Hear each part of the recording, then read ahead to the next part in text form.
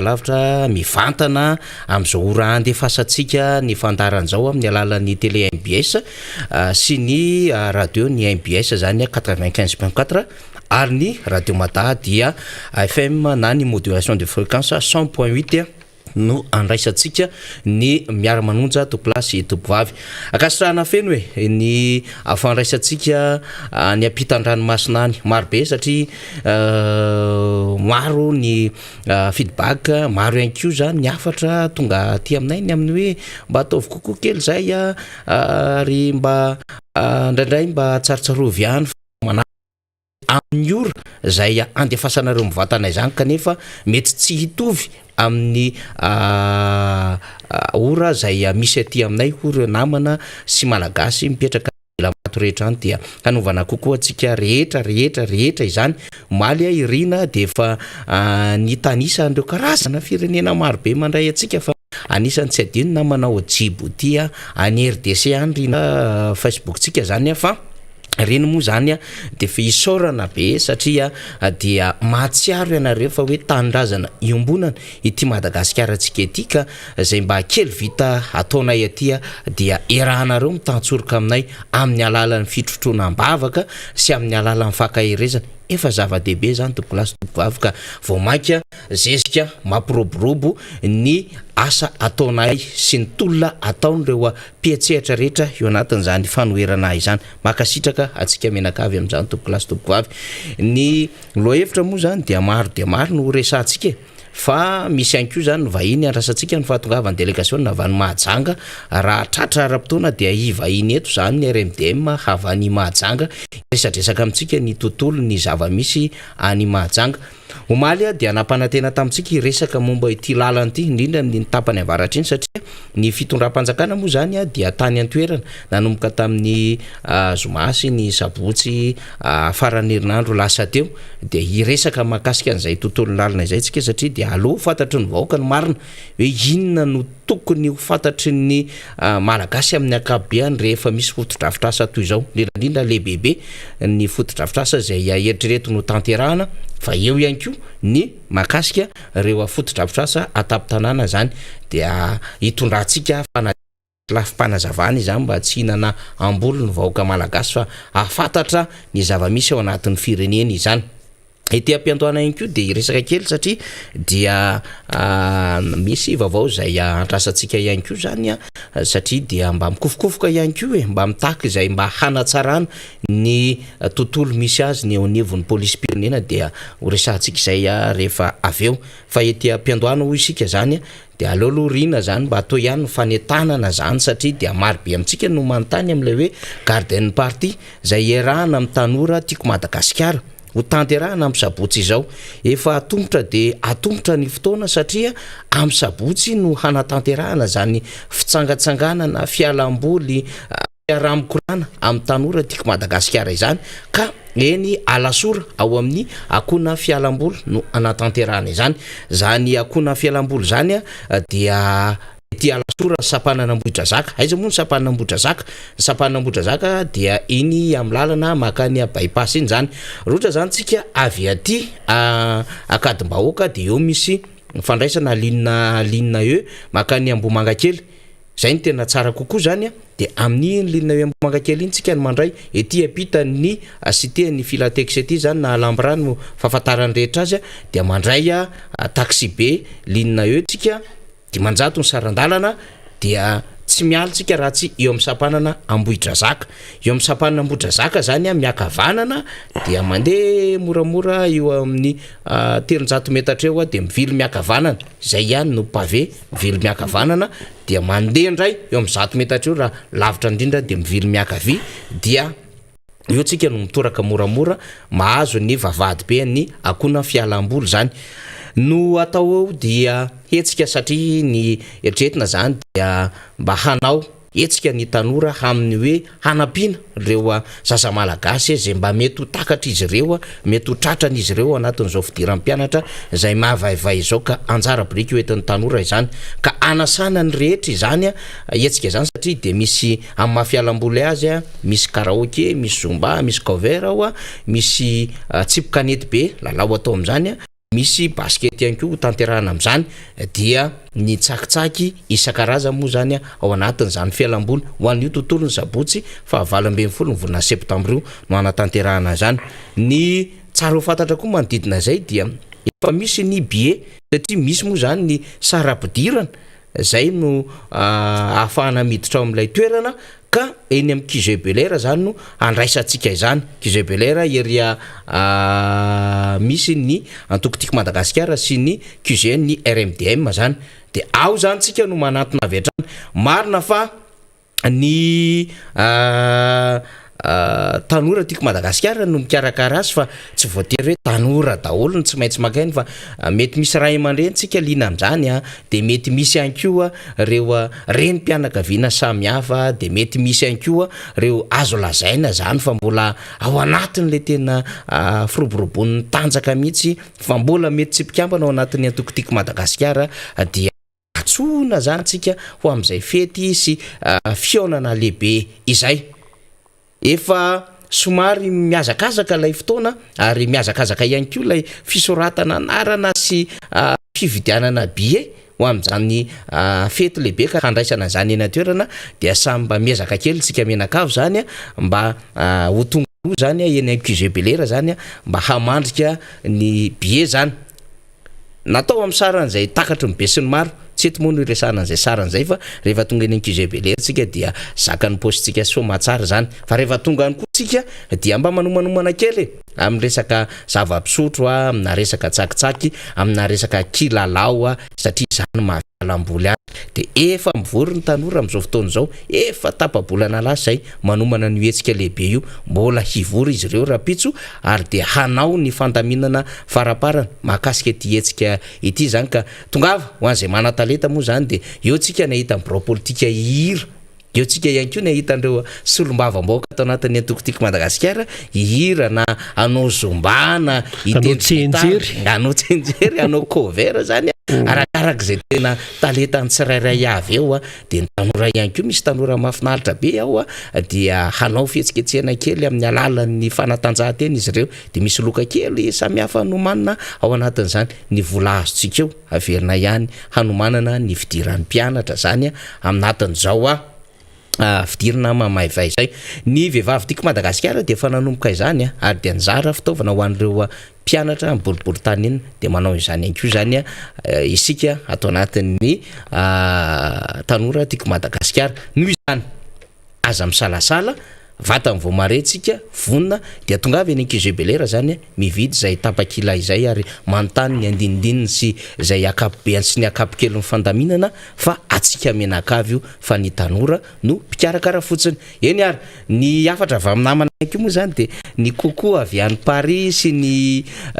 Unity Pays de Valais zay ihany koa zany no afatra avy any amin'ny namanany dia kokoa atsika menakavy zay ny tenenina hoe ny nasionaly dia mandray atsika zany amin'ny fahitalavitra sy ny onjam-peo reny arabe mananjara fa isika ihany koa zany any amin'izay sehatra andraisantsika amin'ny alalan'ny Facebook zany sy ny YouTube dia mandray zany angamba-rina no ampidirina azy fa efa nanatsidika rina teo alohaloha tonga de resantsika rina tena am'lela-pala de misy tsika raha mba azo atao re tompoko alohan'ny anombohan'ny ty fandaharana ity zany ny amin'ny resaka fikajiana ny tontolo iainana satria tena nangotongotika mihitsy omaly tsy voatenina isirina le izy satria ny fa tamina Antsirabe tsika omaly dia nisy loha-hevitra nyresantsika zany omaly fa omaly vaovao afo satria dia may zany tao anatin'ny 5 andro ny ala zay arovana ao anatin'ny faritra arovana dia ny valan-javaboaritsika zany ankarafantsika iny any amin'ny lalam-pirenena faefatra iny misy azy any andrefany Madagasikara ngeza anie zany ankarafantsika zany tena ngeza zany ary maro be ireo biby sy zava-maniry ao anatin'izany kanefa dia tratrana doro-tany eto zany sy ny doro-ala dia sahirana mihitsy ireo fokon'olona tsika moa tsisy fitaovana fa dia ratsakazo no namonona n'ilay afo dia tena mampalahelo zany tsangandrava zany tena hoe mila fitandremana satria dia reny anisan'ny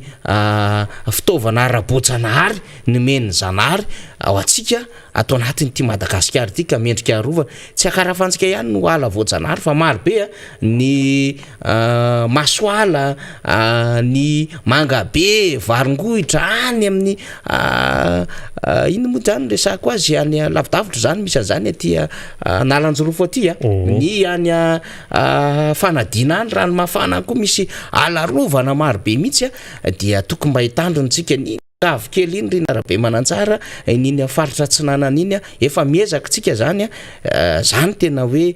adidy mpiaramonina mihitsy zany satria fiainatsika zany mahatsara rivotra mahatsara ny fontany ary hikajitsika ny Madagasikara matanjaka atsika zany ka mila tandremana retopoko zany rehetrarehetra zany eo ihany koa ny famazy an'ilay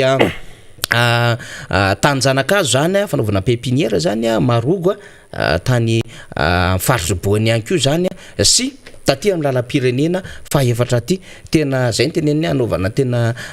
fangatahana amitsika rehetrarehetra ponina amin'ny mifaritra iny mba hitandremana amin'izany doro-tanety zany satria tena tsy mety le izy lasa manimba kely an'izay efa mba zavaboary mba hananantsika zany rehetrarehetra zany tompoko lasy tompoko avy fa tsy maintsy nyresahana moa zany satria heverina fa ny noanosy atsika dia ny fananantsika zany arena voajanahary zany ary matoa atsika ny endaka atao anatin'ny Gondwana matoatsika tsy any Benin misy atsika tsy any Bangladesh misy atsika tsy any Somalia misy atsika tsy any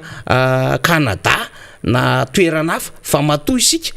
napetraka Andriamanitra napetraka ny zanahary ny safidiny eto an'ity Madagasikara ty dia mendrika atsika Madagasikara ka samy arovantsika zany tanànatsika zany Rina Rabe Mananjara. Marina mihitsy zay satria ity tontolo iainany ity dia tena iakinan zavatra maro tokoa zany indrindra ao anatin'izany hoe fampandrosoana ny firenena zany fa ny tiako atongavana namana faniry momba nyty resaka hoe doro-tanety sy ny doroaly ity dia tsotra fotsiny.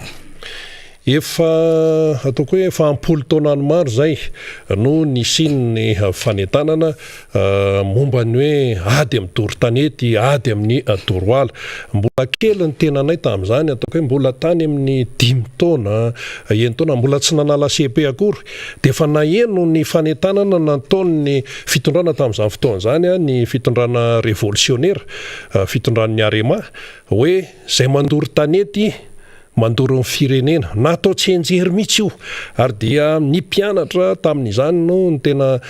natao hoe netanina mihitsy hoe zay mandoro tanety mandoro ny firenena iza moa mandoro tanety tsy ny ankizy ane mandoro tanety fa ny olon-dehibe no mandoro tanety ary izay hoe fandoroana tanety zany dia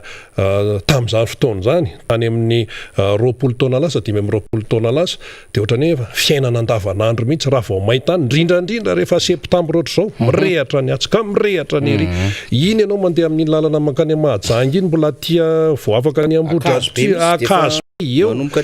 dia efa manetroka ny olona zay voan'ny asma dia tonga dia sepotra satria le tontolo iainana zany tena efa mamay rehefa mikandrefana ianao mantsy dia miakatra ny hafanana enonao mihitsy tena vao miala eo akazo be dia ohatrany memafana malala akanjo daholo ny olona rivotra mamay be avy eo amin'indray le afo zany dia inona ny dikan'izany miainao anaty afo be mihitsy zay raha tonga hoe itsina le resaka efatra amin'ny 20 taona lasa 20 taona lasa no nisy fanetanana momba ny hoe tsy tokony andoro tanety raika amin'ny 20 sy 20 sika am'izao mbola io ihany ilay doro-tanety io zany tsy hoe maikitsika amin'ilay fanometsiny hoe nanahoana ny fitondrana teo aloha ny tsika mantsy rehefa misy zavatra tsy mety dia fitondrana teo aloha manilika fitondrana teo aloha fitondrana mifandimby dia amin'ny ankehitry indray mpanohatra raha vao misy zavatra dia mipanohatra raha vao misy zavatra dia hoe mipanohatra tsy malala fa tsy mitsikera sy ny sisa ianao zany rehefa eo amin'ny fitondrana dia ianao ny responsable satria ianao zany no eo aloha ianao zany eo amin'ilay toerana dia ianao zany no tompona andraikitra amin'ny fitantanana ny firenena io zany averiberina foana hoe misy ny mpitantana dia misy ny tarihana raha misy ny doro-tanety misy ny doroala dia ianao aloha zany ianao zay mpitandra no mila mametraka fanontaniana hoe nahoana tokoa moa no aty amin'ny 20 sy 20 no mbola misy doloara sy doro-tanety marina misy mirehatra ny Amerika any mirehatra ny any Eropa fa tsy mitovy amin'ny eto amintsika ny any le hafanana izay midangana be amin'ny resaka hafanan'ny tany izy dia mirehatra ho azy le tany dia tena mandravarava be fa ny eto amintsika isaorana be dia be an'Andriamanitra fa mbola tsy tonga amin'izay fa ny antsika raha misy mirehatra dia olombelona mihitsy mampirehatra an'io hoe ampirehetina dia avy eo hoe maniry ny bozaka dia ho an'ny omby raisonnement tsy zany ombona ondry fa raisonnement efa tsy zany zay ny aty amintsika zany hoe tanana olombelona finiavana olombelona misy foana zany mbola misy foana ny malagasy mandory tanety mandolo ala atao hoe tsy ampeverana sahina be dia be ny fanontaniana mipetraka momba an'izay reo zany tsika tsy maika fotsiny hoe andeha médecine alay tatsahana na olona mipetraka any amin'ireny toeran'ireny fa mila jerena amin'ny atsipria mihitsy ilay izy dia tonga any amin'ilay resaka farim-piainan'le olona le izy tonga any amin'ny resaka fahantrana le izy fa io zany tsy vitany fotsiny hoe janona ny dory tanety ohatra ny mitenenina dorana hoe ampidinao anatin'ny 3 andro io vidim-piainana io dia ity zany zao may ny parc national ao Karafantsika dia azo itenena tonga dia manomboka zao dia janona ny dory tanety tao anatin'ny 520 taona isika mbola nisy foana ny dory tanety dika an'izay misy zavatra tsy mikôlina fomba fiteny moa zany mialatsiny amin'le ohatrany hoe teny fangarongaro fa misy zavatra tsy mikôlina ao zany inona le tsy mikôlina le politika sy le fomba hoentina mife an'izay resaka dory tanety zay no tsy araka ny tokony ho izy fa ndao atao hoe mety variana amin'ny zavatra hafa angamba ny mpitondra na ohatran'izany fa itony ny tena atao hoe tsy loza voajanahary fa tena hoe zavatra inina nefitsika tsy manana fitaovana nefitsika tsy manana fitaovana fiarakodia anondraka rano tsy manana anondraka rano koa tsy manana helikoptera tsy manana fitaovana iadina amin'izany isika nefa efa mahantra isika nefa efa meripaka ny ala eto Madagasikara fomba fiteny tany aloha hoe tsy alan'ny ala tsinanana mandala metsinanana any miala etsy pasapito dia mba mitazana hoe metsinanana fa tonga dia efa tsisy ninona azo jerena intsony taloha ny anaran'ity mahay mbola voatana moa le hoe Analamanga Analakely zay toerana mitondra ny anarana hoe Anala dia nisy ala zany zay fotsiny Analamanga, Analakely, Analanjorofo, PDB ny anara-mitondra hoe Anala efa ripaka ny ala eto Madagasikara dia zao zany zao misy an'ireny le faritra rovan'ireny mba hoe isin'ny hitazonana n'ilay natiora dia mirehatra le izy mbola misy dory tanety misy doroala dia zay ny tianatongavana hoe mila politika mipetraka sy mazava tsara io ary maharitra PDB ny zavatra finosin'izay ary tafiditra ao anatin'izany ny resaka fijerena ny farim-piainan'ny any ambanivohitra satria izy ireny moa zany dia any amin'ny faritra mialan'ny tanan-dehibe zany no tena misy an'izy ireny zao misy an'le hoe fifindramonina noho ny resaka lalam-pirenena fenao zay indrindra ty manodididina ny Ambondromamy sy Marivoay aty zay indrindra misy zay findramonina dia ao le olona zany lasa hoe mamatana zavaboary azo iainana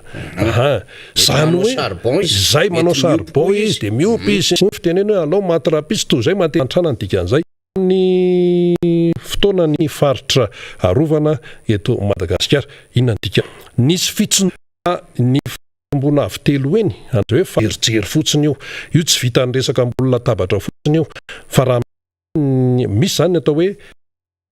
fandraisana andraikitra mia tsy mipetraka fotsiny hoe tabatra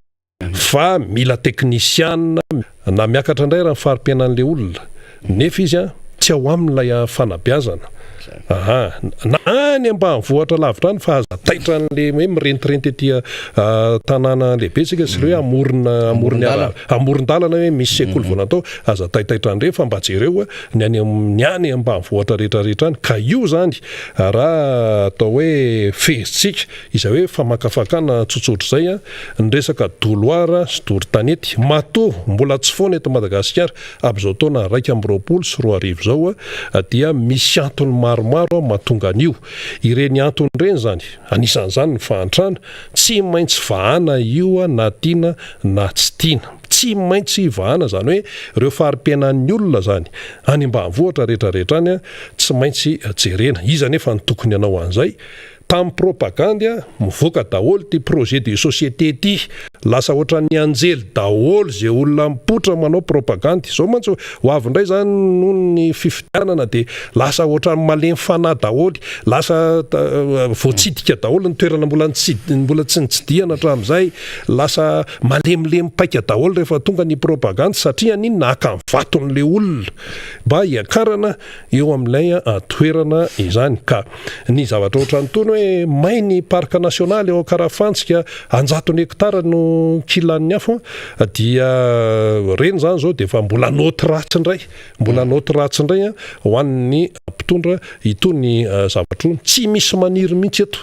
hoe isina fampitehana ala sy fampitehana parc national zany tsy misy maniry an'izany fa le izy kosa tena hoe mila politika mazava sy mila fandraisana andraikitra mazava ary itony iny no hitsaran'ny olona ny faiza-mitantana sy ny tsy faiza-mitantana na ianao mahay mitantana na ianao tsy mahay mitantana tsisy eo anelan'izany eo anelany hoe mahaihay na ohatran'izany fa na mahay na tsy mahay ao anatin'ilay izy ary mavoan'ny antsika eto Madagasikara amin'izao fotoana izao indrindra tato anatin'ny 2-3 taona zay dia le vaolana tselika misy zavatra tsy de lasa aloha enjena kely de tsy vita hatramin'ny farany iny de misy mipotra indray tsy de lasa enjena teo mbola iresaka valala indray tsika rehefa aveo satria efa notenenina maly ihany koa satria efa volana septambra ihany koa zao de efa mananotanina koa zany toe-javatra any de lasa olany hoe politikana tiptopy no atao amin'ilay firenena fa tsy politika tena hoe mipetraka mazava tsara hoe maharitra zany no misy amin'izao fotoana izao ka ireny ndao tsika hoe aseho an'Andriamanitra eny foana ny atao hoe ny zavatra tsy fahombiazana amin'ny lafiny maro zany eto amin'ny firenena ka raha hoe resaka doroala resaka doro-tanety amin'izao taona 2020 sy 2020 zao dia manahirana be ny olona ny ivelany any efa lasa lavitra de lasa lavitra amin'ny fampandrosoana ny fireneny fa ny antsika mbola ty amin'ny resaka doro-tanety sy resaka hoe fahamaizana parc national no mbola manahirana antsika amin'izao fotoana izao de misy moa miteny mihitsy ny mpandinika fiarahamonina misy ny miteny ny mpandinika ny fiainam-pirenena ny amin'ny hoe i Madagasikara amin'izao fotoana izao de tara any amin'ny 520 taona raha ny resaka fampandrosoana fa raha tena jerena mahitsy ohatrany tsy 520 taona fotsiny fahatarantsika le fahatarana tsy resaka toe-karena ihany fa resaka fiainana resaka toe-tsaina resaka fampandrosoana amin'ny akapobeny mihitsy dia tara be sika noho ny zava-misy eto Madagasikara ihany no mahatonga an'izay ka zay namana faniritra fa inona moa no ataon'ny mpizahatany avy any ivelany raha vao miresaka hoe Madagasikara inanao lehany ety tsy resaka zavaboary ve ny tena ny akamarony ary reny parka reny no tena mahatonga ny vahiny zany ireo mpizahatany ho tonga aty amintsika ka rehefa mesimba indray zany rak'izay mampiena ihany koa zany mpizahatany tonga aty Madagasikara satria ny io parc national na Karafantsika io zao tsy hoe tsy azo afenina eo hita amin'ny satelita any ambony any io tonga de hita hoe io famirera de io zany zao de miparitaka eraka zao tontolo zao de hoe inona anao le any ijery tanety may nefa ny touriste tonga aty amintsika de mitondra vola izy mitondra atao hoe zavatra maro izy zany avy any amin'ny any isika efa firenena manitra raha teo ka reny toe-javatra reny zany dia mila tena hoe aingana voadomy arana moa misy efa kendy ianao zay vao mikiropaka fa mialohan'ny zavatra dia mila miomanena zany ary mila ohatran'ny hoe fahasalamana ihany tsy hoe andro voan'ny Covid ianao vao mikoropaka fa io ny vaksiny de ataovy ny vaksiny fa aza miraikiraiky hoe misy an'izao resaka an'izao ary dia mila mandray andraikitra anatin'izay fa ilay tsy fandraisana ndraikitra mitambatambatra no mahatonga ny toejavatra tahaka an'izao namana faniry.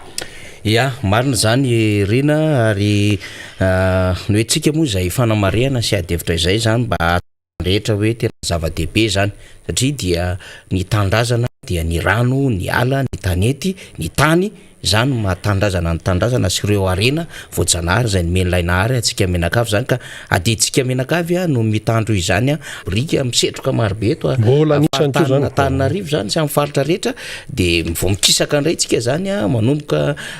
ty amin'ny lalam-pirenena faefatra de efa tratran'izay setroka zay ka anaovana mihitsy zay tena antsoavy ny hita andriamantsika satria zava-dehibe zany zay ny resaka ala sy ny hoe fanahinina hanimba zavatra eto an-tanàna fa ny loza voajanahary efa nanatsidika ianao rena omaly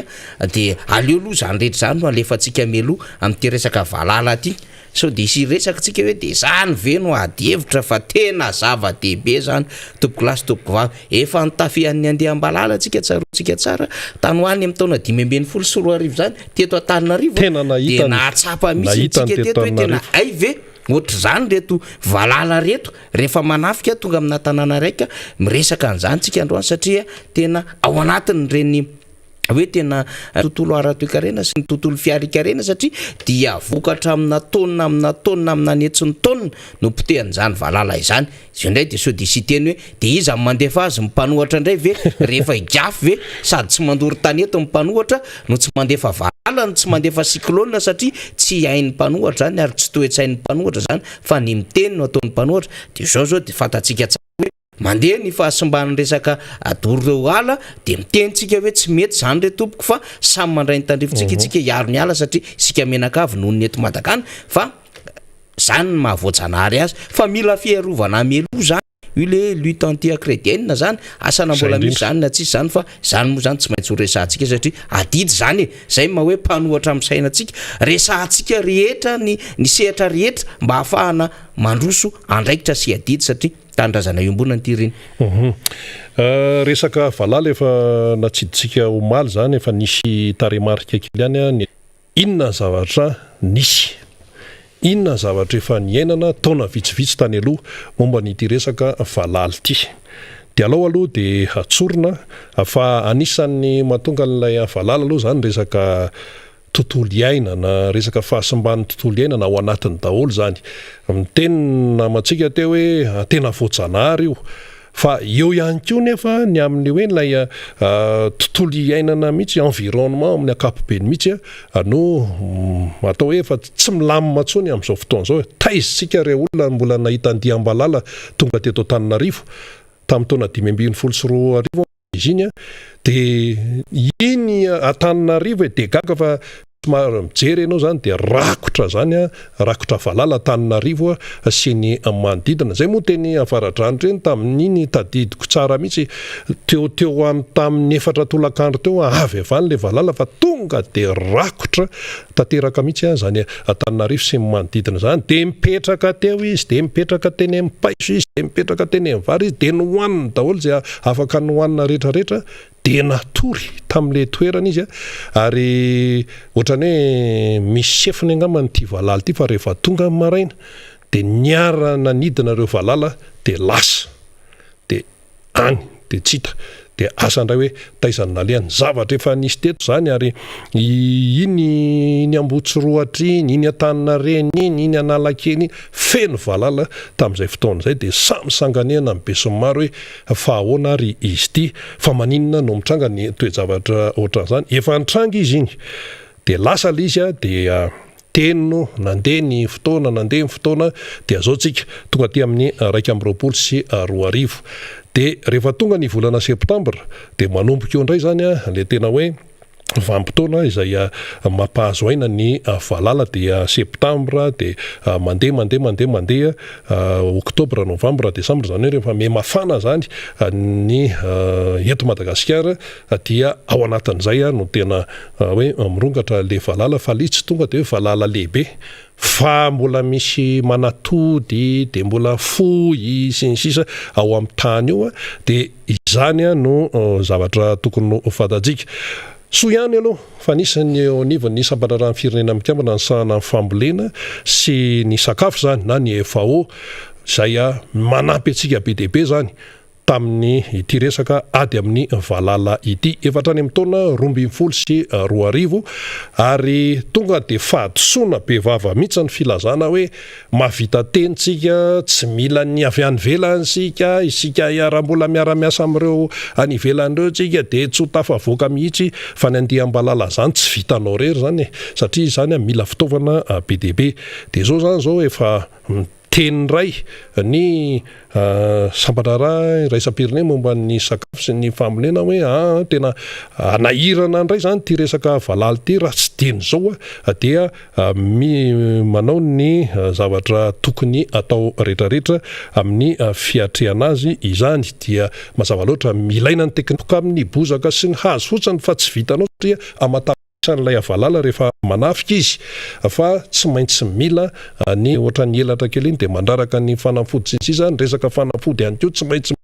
doze tsara so de makarary ihany koa vao maika ihany koa napotika tontolo iainana zany rehetrarehetra zany mifamatotra ao anatin'ny 2 arivo tany de efa nanomboka ny hetsika de nisy le atao hoe hetsika nandritra ny 3 taona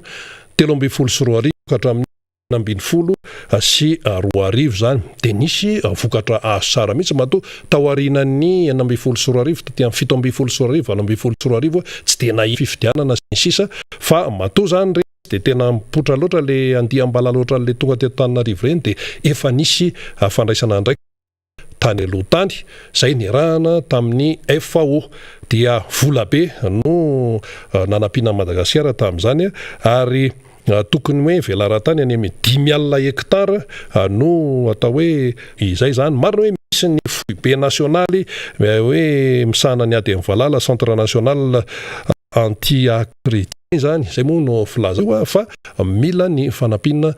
ny avy any velany sy ny sisa fa rehefa vita ilay atsona hoe tao anatin'ny 3 taona de tsy mipetraka fotsiny eo fa mila fanaramaso lay izy eo zany no mipetraka amin'ny fanontaniana hoe teo anelanelan'ny ataontsika hoe taty amin'ny taona 17 sy zay natao zany amin'ny fanaraha-maso karaha ny tokony resaka teknika zany mbola tsisy idirana politika mihitsy zany fa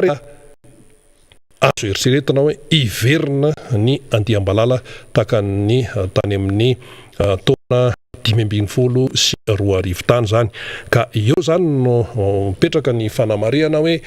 ahoana ny momba an'izany satria raha ny zavatra hita aloha de ny 3 taona zay raha raisitsika zany ity fitonana zay eo amin'ny toerana de aloha de tsorina mihitsy fa misy asa goavana be mihitsy zany miandry ao anatin'izay rehetrarehetra izay maninona moa isika atao amin'ny miara-manonja no miteny larana maneran-tany zany amin'ny resaka fiarikarena sy ny fiainam-ponina efa any amin'ny rambony tsika amin'izao fotoana zao mihitsy ny taremarika tsika maty sy miteniteny foana sa rehefa mandalo zany andiam-balala de potika ny fambolena izay andalovany araka ny tenenina teo miena mivokatra ary olona mihoatra ny 13 tapitrisa mahery eny zany zay manara-maso anytony resaka valala tony olona 13 tapitrisa mahery no hiatraikany zany fampitehana izany ary dia aseho 13 tapitrisa mahery zay de zavatra fa aloha zao mahamaika zavatra fa ny mahamaika samy manana mahamaika azy io fa itony raha-mbalala tony dia tsy mamelanao mihitsy zany rehefa tonga izy fa de no misy eto amintsika ka dia amara izany mba isiny ny fandraisana ndraikitra fa izay zany eto tsy hoe no tsy tenenina de ahoana zany ny atao hoe fikatsana ny sona ao anatin'izay rehetrarehetra izay ka dia hita ndray zany hoe ahoana ny hotoy anytony ady amin'ny valala itony fa matoa sehatra raisam-pirenena takan'ireny fa tsy de misy fomba atao zany satria izay no anakaramany ny vahoaka ny mpitondra fanjakana ny amaolana fa tsy hoe hipetrapetraka fotsiny eo ny anakaramany ny vahoaka malagasy ny olo-pirenena tsirairay ny mpitondra fanjakana reo ndray ireo no anao tatitra inona ndray zany tany amin'ny bypass zany inona ndray no ataon'izany tanora ty zany no andaniny sasany fotoana fanao gazety any velany no mivoy sy mihinan-kanina ny kerehetry mbola tsy voavany olana dia ho tonga indray ve ny valala dia ho aiza ihany zany itsika ity efa tena difitra ao anatin'ny fahantrana tanteraka ka dia zafy manatany zany raha amintsika ihany koa izy famakafakana iarahana eto ihany moa izy io mandra-pahatonga izay vahiny mbola ho avy eo efa natsidika teo ny momban'ny hoe resaka diplomasia eto Madagasikara izany. Ny diplomasia izay azo lazaina hoe tsy dia misy presaka loatra izy io, tsy dia tsy fandriam-pahalemana, resaka momba ny tontolon'ny tantsaha, resaka momba ny iakinan-javatra be deaibe amina fiainan'ny firenena anankiray. Satria nahoana raha i Madagasikara zany zao amin'ny mahanosy azy voadidina ranomasina izy tsy manana sistany amina firenen-kafa le tonga dia le sistany le iraisan'ireny zany dia misy lafiratsany zay misy lafitsarany ihany koa noho izany amin'ny resaka tsisy no ganagana amin'ny sasaloha eto fa tsy maintsy zay diplomasia zay fandraisana amin'ny alavelany. Inona ny zava-misy amin'izao fotoana izao ity fitondrana ity zany zao efa nanika ny 3 taona no tantanana firenena zany fa amin'izao fotoantsika ambassadeur zany. Inona ny ilana ny ambassadeur? Tsy resaka hoe haingitraingitra zany na hoe zavatra mandeha ho azy, tsy misy an'izany mandeha ho azy zany, tsisy resaka haingitraingitra fa ny asan'ny ambassadeur zany dia hoe solotena n'ilay firenena any amin'ny solotena Madagasikara any amin'ilay firenena anankiray ary avy amin'ny alalan'ny reny ihany koa no ahafahana mijery ny fampandrosoana ny toekarany, mijery lalam-barotra, mijery ny ambassadeur any ivelany any fa ny asan'ny ambassadeur zany dia manao zay fomba rehetra ahafahan'ny fifandraisan'ilay firenena izay iasany amin'ny firenena malagasy ao anatin'izany ny toekarena ao anatin'ny ambassadeur dia zao zany zao vao hoe nietsika hoe anao tena miezaka lehibe mihitsy ao anatin'izay rehetrarehetra izay atao zay isin'ny fifandraisana matotra amina firenena any velany fa inona fotsiny ary no natao hatramin'ny izay zany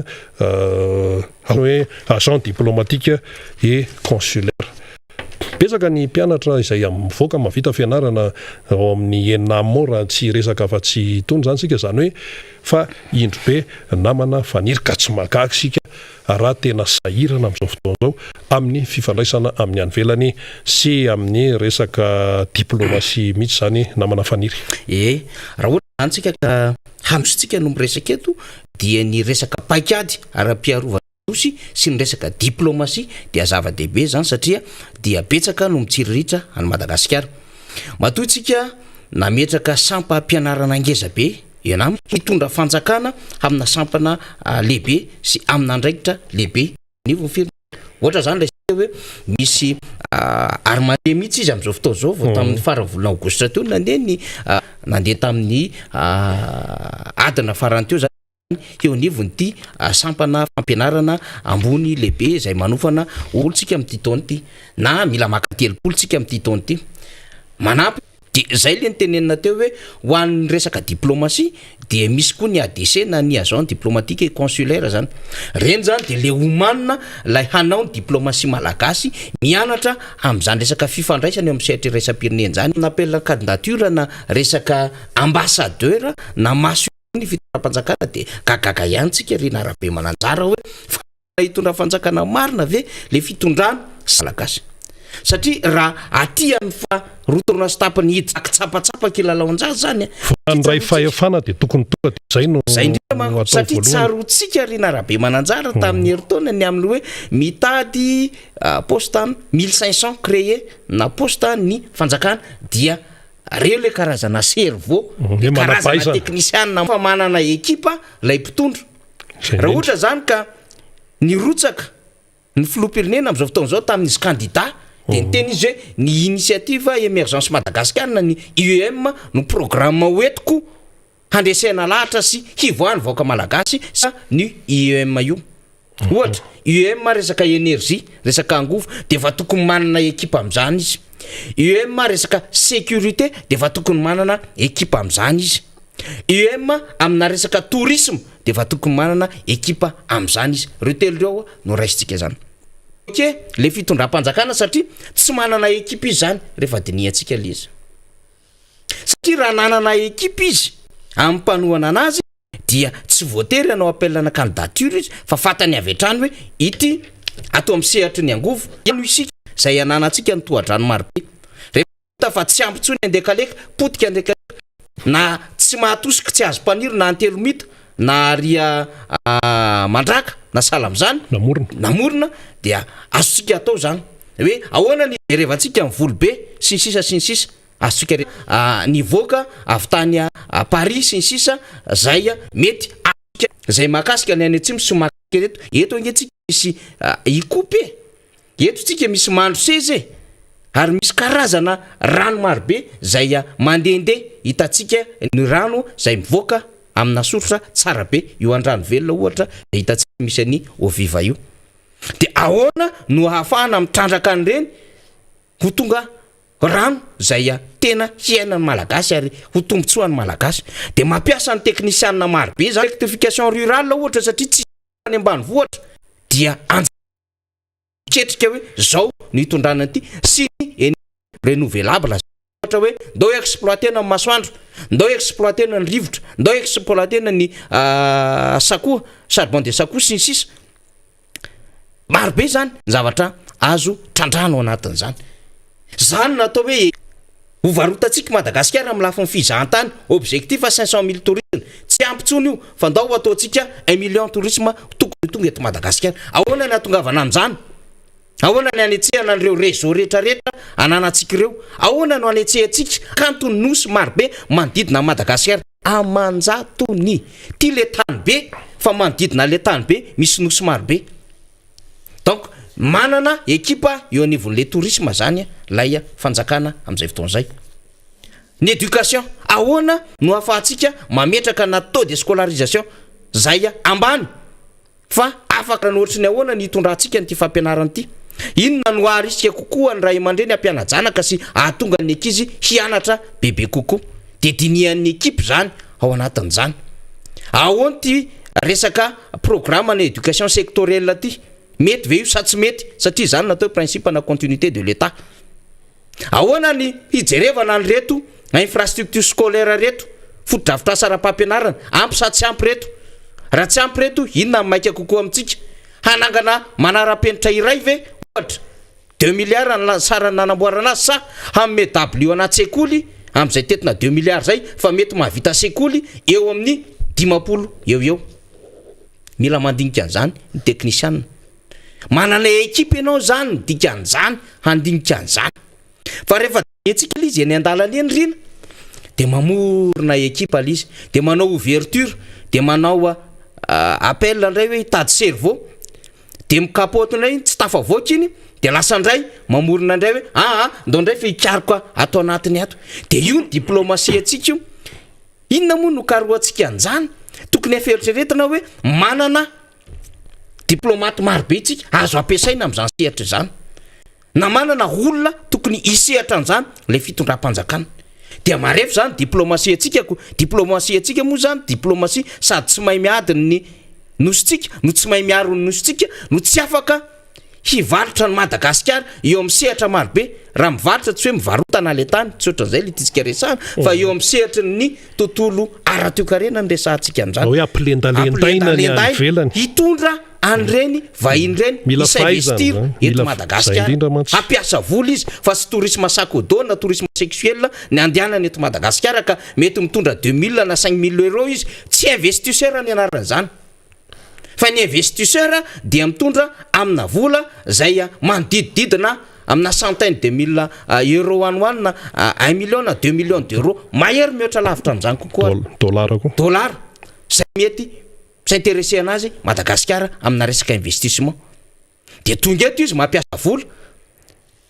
de isika koa amin'izay fotoan'izay afaka manodina andreo vokatra rehetrarehetra sy mivarotra amin'ilay firenentsika eo amin'ny sehatra ny fizahantany ohatra sy ny rehetrarehetra zay ngeny tadiavina de rehefa mahita zany tsika rina amin'ny tony ndao mbola hikarika de ndao mbola hikarika technicien sy de io tsika fa nampianajanaka anao inona ary tsika de le mpitondra ve ny eritreritra fa tena hitondra fanjakana marina fa tsy nanana ekipa izy tsarotsika tsara président Marc Ravalomanana rehefa tonga teo amin'ny fanjakana Rina Rabemananjara tamin'ny taona 2012 isoatra ko rehefa aveo nasarotra ary oui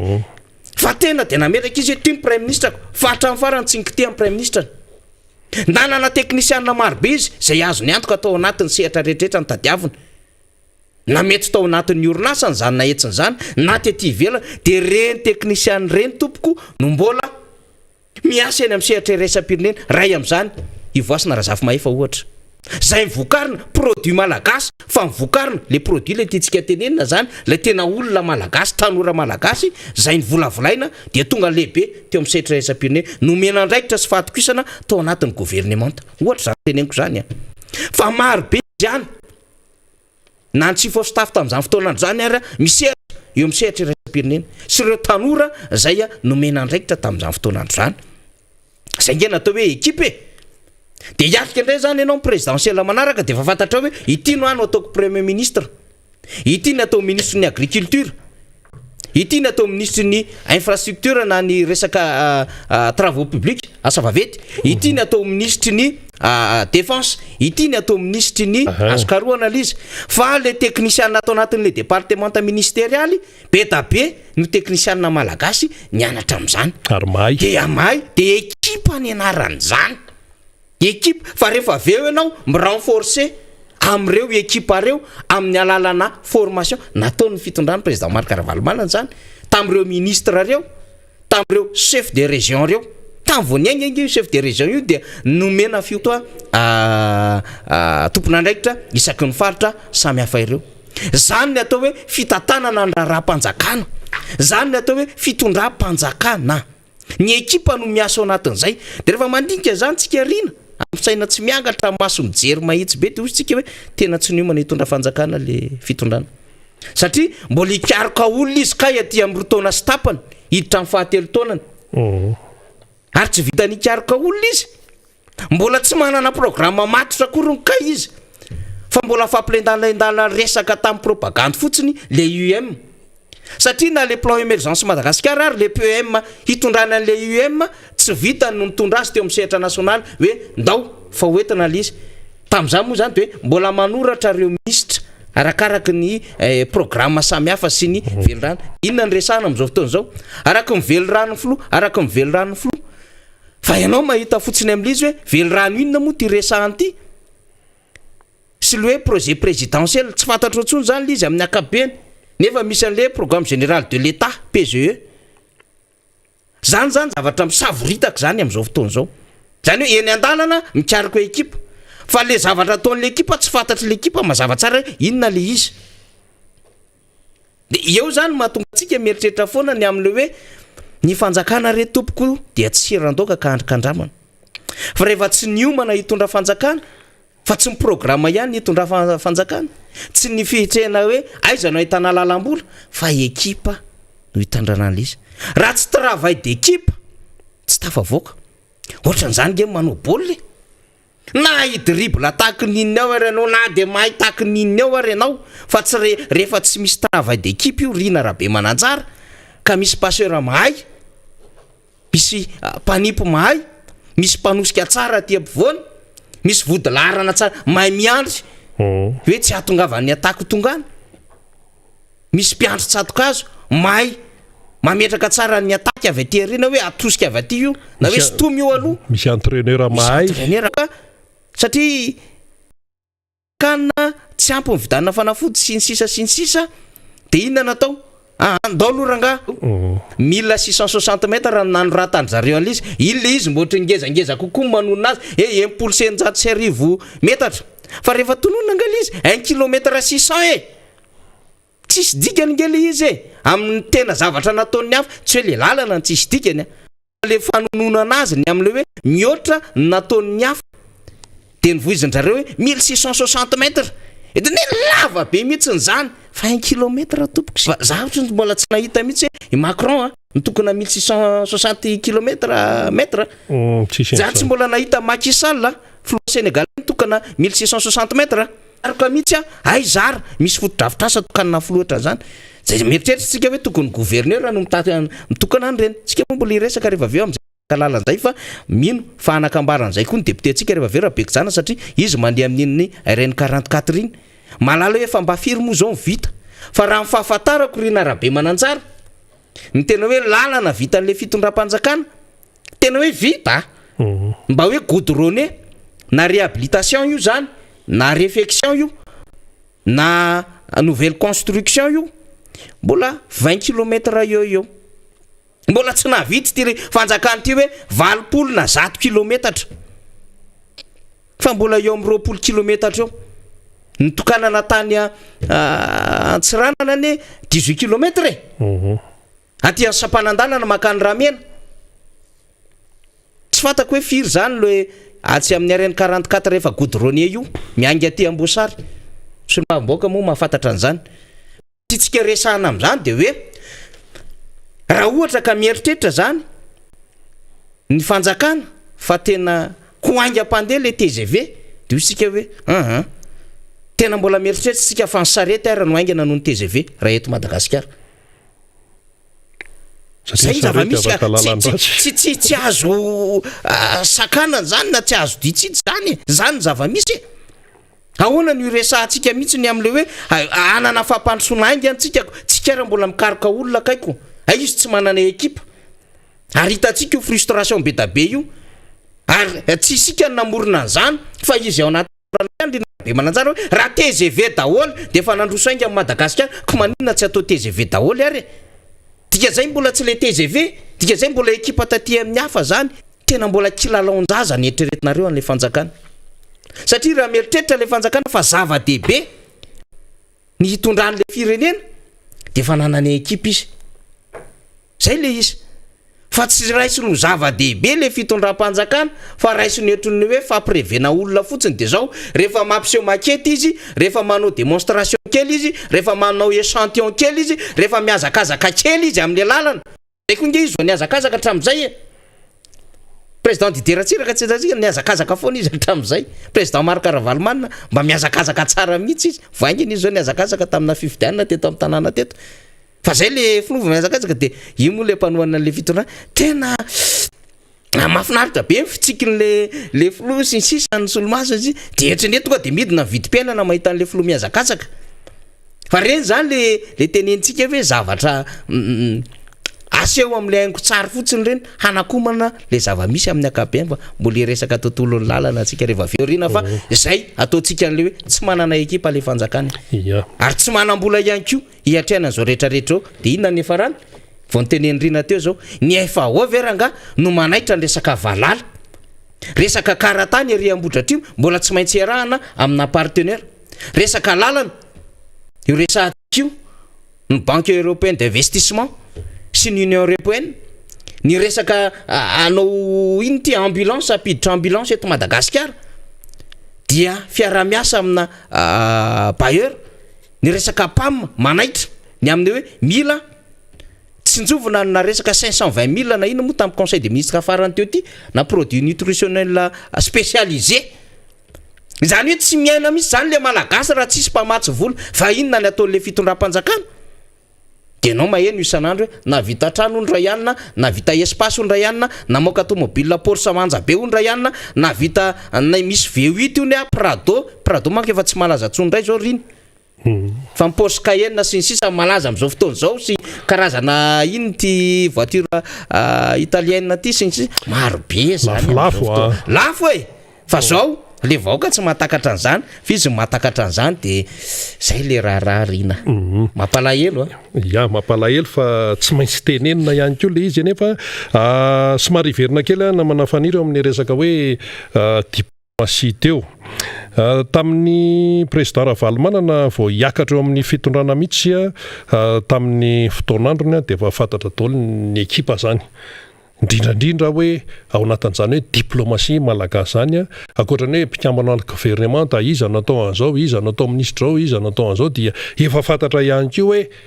ranona no atao ambasadoro ary ranona no atao ambasadoro ary raha nisy arany hoe fiovana kely teny antsefatsefany teny dia tsy de nisy hoe zavatra tena hoe niova be hoe manahoana amin'izay resaka hoe masovoa tany ivelan'izay ohatra fotsiny no omentsika satria anao zany raha mitondra fanjakana zany raha hoe tena hoe niomana de efa mahafantatra ny olona izay iandraikitra ny izay ametrahana azy zany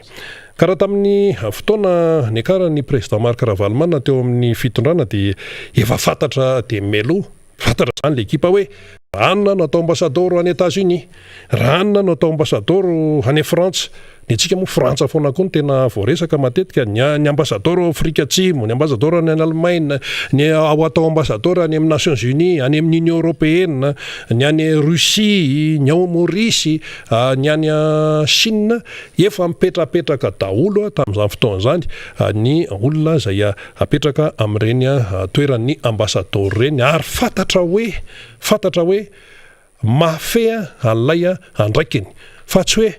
apetrapetraka fotsiny eo hoe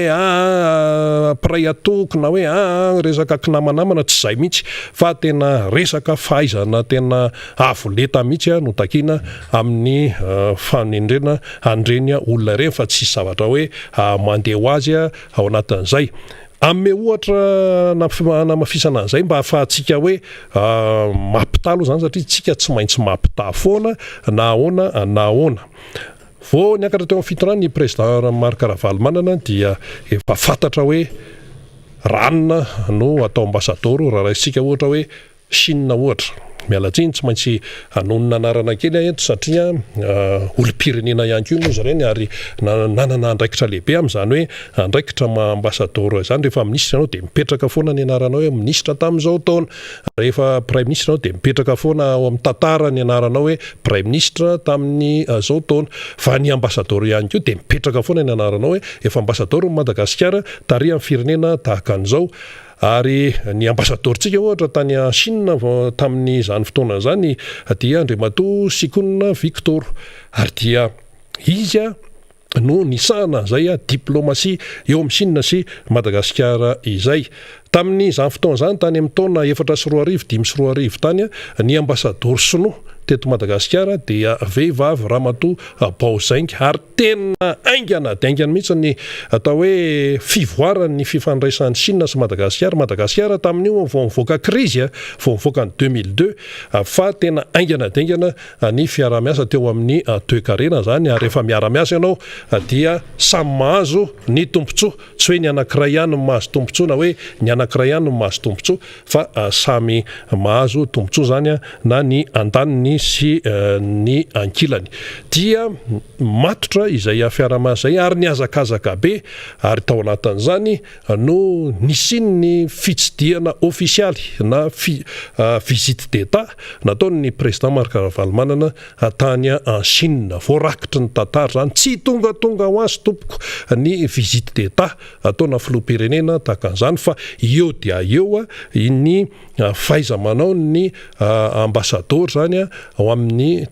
ambasador Madagasikara tany en Chine sy ny ambasador ny Chine teto Madagasikara nisy fiaramiasa tena matotra tao anatin'izay ary reny visite d'état fa tsy hoe fitsidiana tselika fa visite d'état fitsidiana amin'ny fomba ofisialy ataona filoham-pirenena anankiray zany ary dia teraka zavatra marobe izany visite d'état zany nataon'ny président Marc Ravalomanana tany en Chine zany teo amin'ny lafin'ny toe-karena ary aingana misy fitsidiana tamin'izay tadidiko tsara tany Shanghai tany Hong Kong tany Beijing ary dia aingana mihitsy ny atao hoe fifanakalozana teo amin'ireo mpandraharaha satria nisy mpandraharaha malagasy ihany koa nandeha tany mpandraharaha malagasy sy ny mpandraharaha so le tena hoe manana ny sehatra iasana izy ary mazava tsara teto Madagasikara ireo mpandraharaha zany avy any Chine ary anisan'ny resahana tamin'izany ihany koa ny resaka ohatra hoe scanner eny amin'ny port fitsiriana an'irenyle conteneur be da be reny hitantsika amin'izany zany ny vokatsoa azo avy amin'ilay hoe fisina ambasadoro amina firenena anankiray tsy resahana tsony reny hoe volina sidina amin'ny fiaramanidina Tananarivo Guangzhou fatatsika tsara zany tamin'izany fotoana zany no netomboan'io resaka io de nivezivezy teo ny mpandraraha tamin'ny zany fotoana izany ary hita hoe nisongadina ilay vokatra nahazo tombotsoa fa zao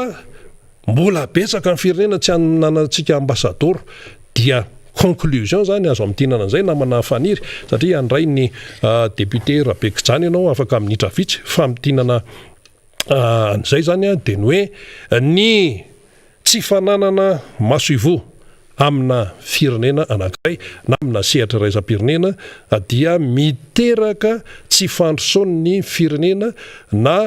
voafetra ny fahafahan'ny Madagasikara mandroso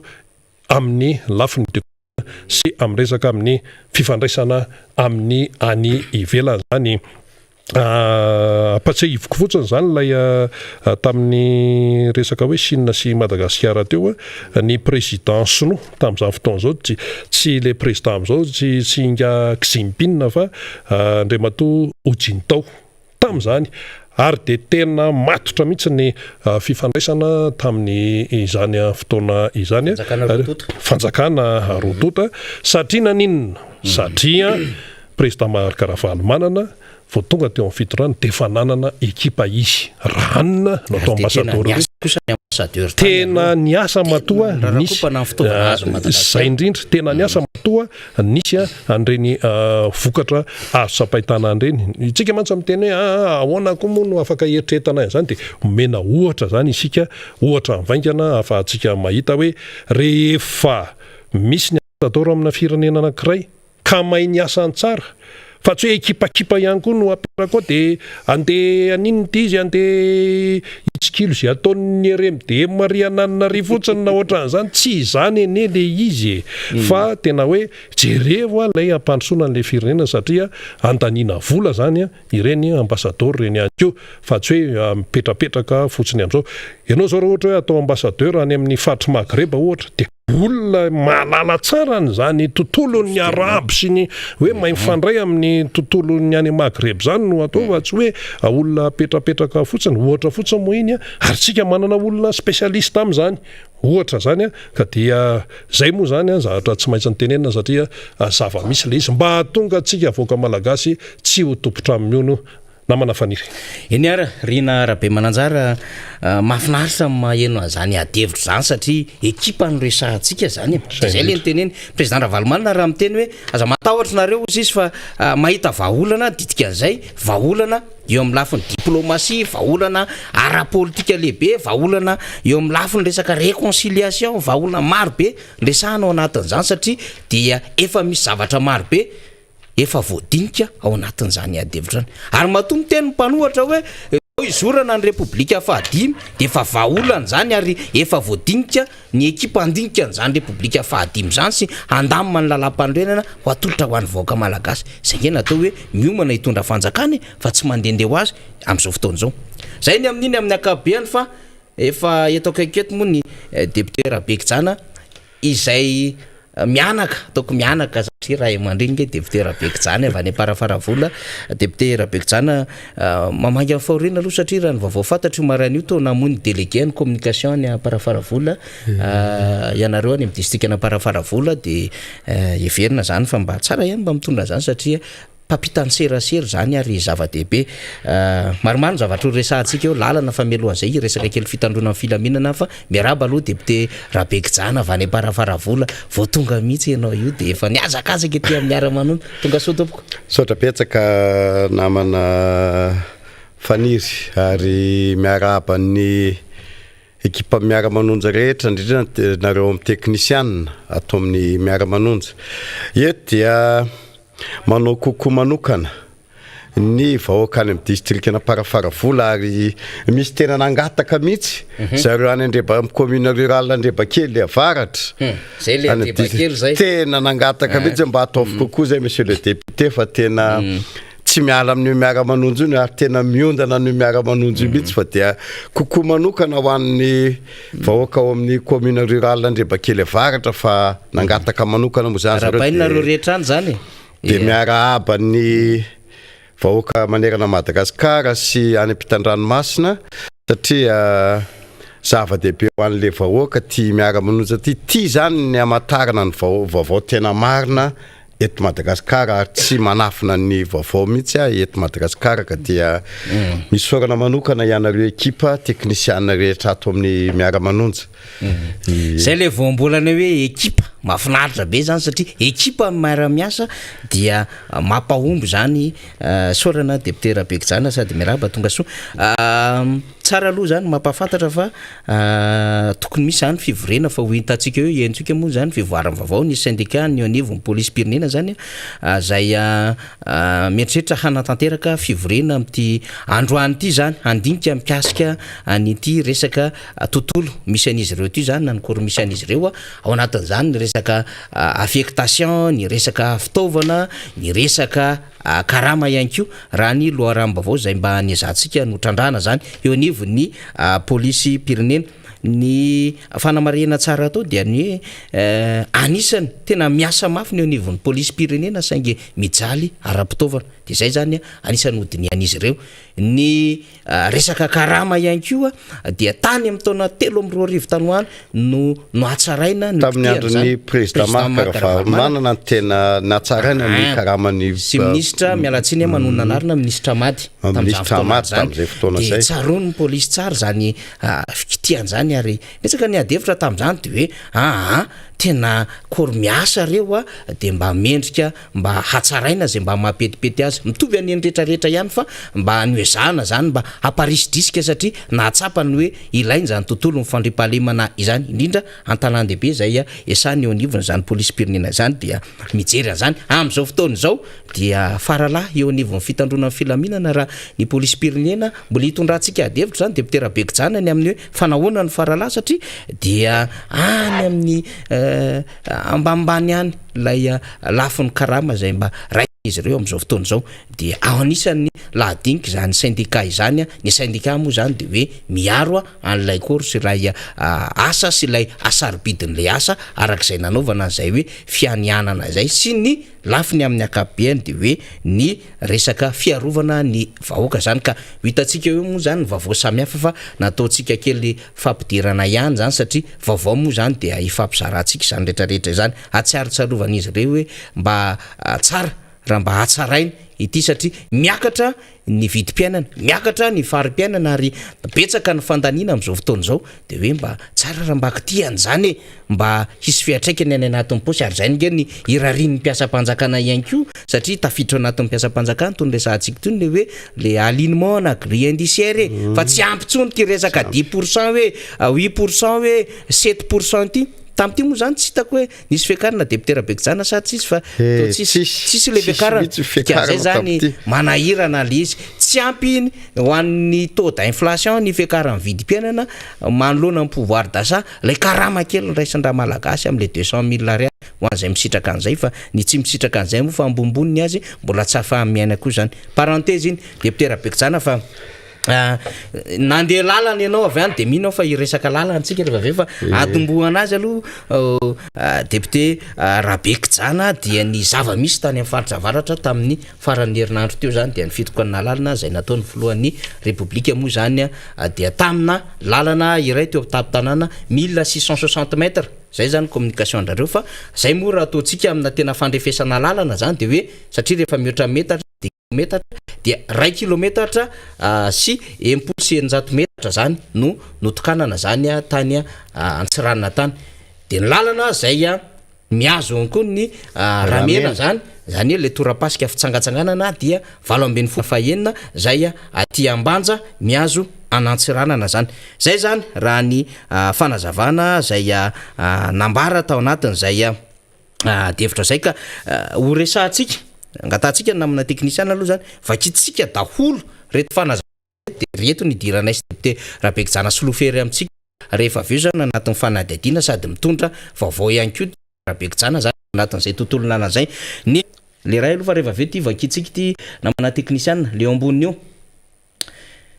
io zany raha ohatra ka mety dio ary le izy io dingana lehibe ny vita amin'ny faran'ny herinandro lasa teo nandritra ny lanonana fanombohana tamin'ny fomba ofisialy ny fanamboarana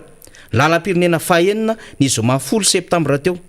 foto-drafitrasa tena miasa nefa nitoetra tao anatin'ny fahasimbana ary tsy nahita mpanamboarana nandritra ny taona maro ka nampikaikaika ny mpitaritr'olona sy ny mpitaritr'entana tanteraka tamin'io andro ihany koa ny fitokanana ireo lalana misa efatra teo atapy-tanàna Natsiranana io aloha zany a ny tapan'le fanambarana nataony teo anivon'ny fiadinan'ny repoblika hoe nisy zany fanamboarana lalam-pirenena fahaenina dia foto-drafitrasa tena miasa ozy izy nefa nitoetra tao anatin'ny fahasimbana ary tsy nahita mpanamboarana nandritra ny taona maro ho raisitsika izay teny zay rehefa aveo vahelintsika am'le resaka teo zany a am'le anankiray le ambany ray zany de ty le izy mbola pazy ray ihany reo fa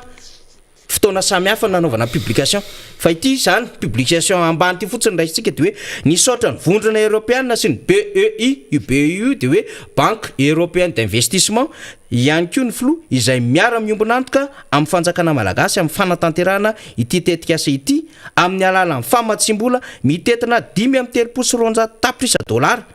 ka ny 5.70 $, fanomezana io le hoe don avy amin'ny vondrona européenne ary 20 tapitrisa $, famatsimbola avy amin'ny BEI na ny Banque Européenne d'Investissement reo zany a no raisitsika zany hoe raha raisitsika izy moa miteny an'le hoe tsy nisy nijery le izy dia nitoetra tao anatin'ny fahasimbana sy nahita mpanamboarana de nanaovana tamtamina be mihitsy amin'izay hoe hanao lalam-pirenena fahaenina na ny RN6 ny fitondrana mpanjakana zay manomboka ato amin'ny Ambanja Miazo Natsirana fa eo akaitsy eo ihany nomaly de nomaly zany hoe vita ny sabotsy député Rabikitsana de fa nilatsinainy ny filohan'ny antenimieran-dolona teo aloha zay anisan'ny tondra fanjakana teo aloha zany zay mpikambana tao anatin'ny antokazo vema dia nanazava ny amin'ny hoe ny eritreritry izy ireo fa tao anatin'ny fandarana azy zany ary efa izy ireo no ny karakara ny antsoroka ny tady vaolana de vakitsika aloha député Rabekitsana lay fanazavany io izy io lay tao anatin'ny compte Facebook ny président Rivrakotovao zao ndresahany ny teny ny langa de toy ny salaka ka ny tompony ihany no afatony ny mpitondra am'izao de miezaka mafy manaratsy mamafy langa mba hamafana ireo ezaka ny fifanarahana sy ny tetikasa de nataony eo anaty fonteny RN5 ambile voemara RN6 Ambanja Diego ity lay vao nandehana amin'ny filoham-pirenena tamin'ny sabotsy teo RN13 RN2 Rocade Est Rocade Nord Est Padev DNPIC ny porony Tamatavy PC 23 alotra de midiny fa fonteny tamin'ny fitondrana président Rajaonary Mampianatry reo mpamatsy vola izany ny ampodisy toerana no tsy rehevatsika kely aloha le izy ny ampodisy toerana no tsy hanekeny izy ireo fa misy ny continuité de l'état kanefa de izany ny fahambonitsaina tokony asehan'ny mpitondra ny premier ministre Tsay dia anisany nanao revue de portefeuille Union Européenne tamin'ny octobre 2018 mbola tao anatin'ny fitondrana tsara ny fitondrana zay nisy andry Andriamatora Rakotovao tamin'izany fotoana andrana mahafantatsa tsara ny momba an'ireo tetikasa sy ny hafa zay ho hitanao ao amin'ireo document samihafa de atsambamo faranany hoe aza mamafy lainga anareo tsy bady ny vahoaka ary aza mbakainy asy andaingana ary fitahana ny vahoaka mamaly zany ny eonivon'le fitondrana teo aloha député Rabekitsana io ange namana faniry zay mahatonga le oeraoera ary zany mitsapa amin'ity fitondrana ty a oeraoera zavatra daholo tsy tokony oeraoerana raha natadidy ny tenako avy any Parafaravola ary distrikako mihitsy io PC 23 io tam'izany ministre Rivrakotovao ny ministre fambolena sy fiompiana de tamin'io no nampidiriny tao anatin'ny antenimieram-pirenena ary ny tenako tam'izany tamin'ny mandako teo aloha no président commission ny agriculture et développement rural de teo nisy ratification azy tompoko vavy ary ambarako eto ampahabe maso mihitsy fa tsy fitondrana zao no nanao an'io PC 23 io fa ny lalam-bola hita tamin'io a de lalam-bola tamin'ny andron'ny gouvernementa tamin'ny fotoan'andron'ny Rajaonary Mampianina tamin'izay fotoana zay ministre Rakotovao no ministry ny fambolena tamin'izay fotoana zay de nampidiry ny tao amin'ny antenne mera-pirenena ary ny tenako ny président ny commission ny agriculture tamin'izany fotoana zany ny ratification io fa io projet japonais io anamboarana ny barrage PC 23 izay manondraka tanimbary any amin'ny 12 000 hectares ary io mizara roa izy io de PC 23 nord sy PC 23 sud PC 23 nord sud efa vita tanteraka de PC 23 nord eo ampanamboarana am'izao fotoana zao ary ny tetobon'ny vola tamin'io de vola tamin'ny andron'ny fitondrana teo aloha Rajaonary Mampianina fa les continuités de l'État zany no problème ohatra zany koa ny RN 44 ny RN 44 io ange efa tamin'ny andron'ny fitondrana teo aloha satria président Marc Ravalomanana nanao any Moramanga Marivoy ile napakakaika be tamin'izay ary iny tsy mbola nisy lalana tsara ohatran'io hatram'izao mbola tsy nisy simba io lalana io tena impeka impeka de nisy indray ny nataon'ny fitondrana teo aloha tetezana miisa 12 tetezana hazo daholo reo de natao tetezana béton ary ny lalam-bola tamin'io ny ratifienay tamin'ny andron'ny ministre Roland Ratsiraka no nanao ratification an'io RN 44 io fa misy mo zao ny continuité RN 44 am'izao RN 44 amboarina am'izao manomboka ambosary tamin'ny andron'ny ministre Roland Ratsiraka satria zahay député rehetra tamin'izany fotoana zany navory ny Tom Carlton de teo izy ny antsony vondrona européenne teo no nikarakarany RN 44 io ary zahay député tany faritra loatra mangoro no ny invité ny ministre Roland Ratsiraka tamin'izay fotoana zay hoe ahoana ny fomba anao jerevantsika lalam-bola amin'ity RN 44 ty de nandeha efa nisy portion vitany tamin'ny andron'ny Rajaonary Mampianina zany hoe Andaingo Ambosary Andaingo Vodiala 7 km moa io député eo amin'ny Ambosary Andaingo eo amin'ny 40 km eo tamin'izany fotoana zany efa nisy portion lalana vita goudron fa ny lalana amboarina am'izao fotoana zao de Ambosary Andaingo Marivoy Ambosary io zao nefa mandeha ny fanamboarana ny lalana io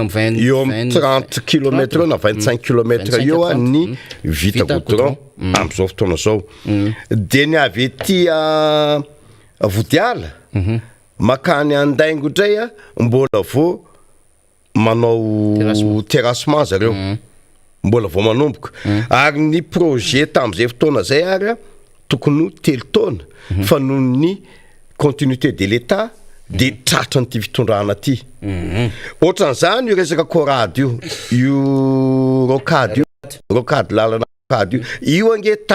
efa programme tamin'ny andron'ny président Rajaonary Mampianina io rocade io ary tamin'ny andron'ny président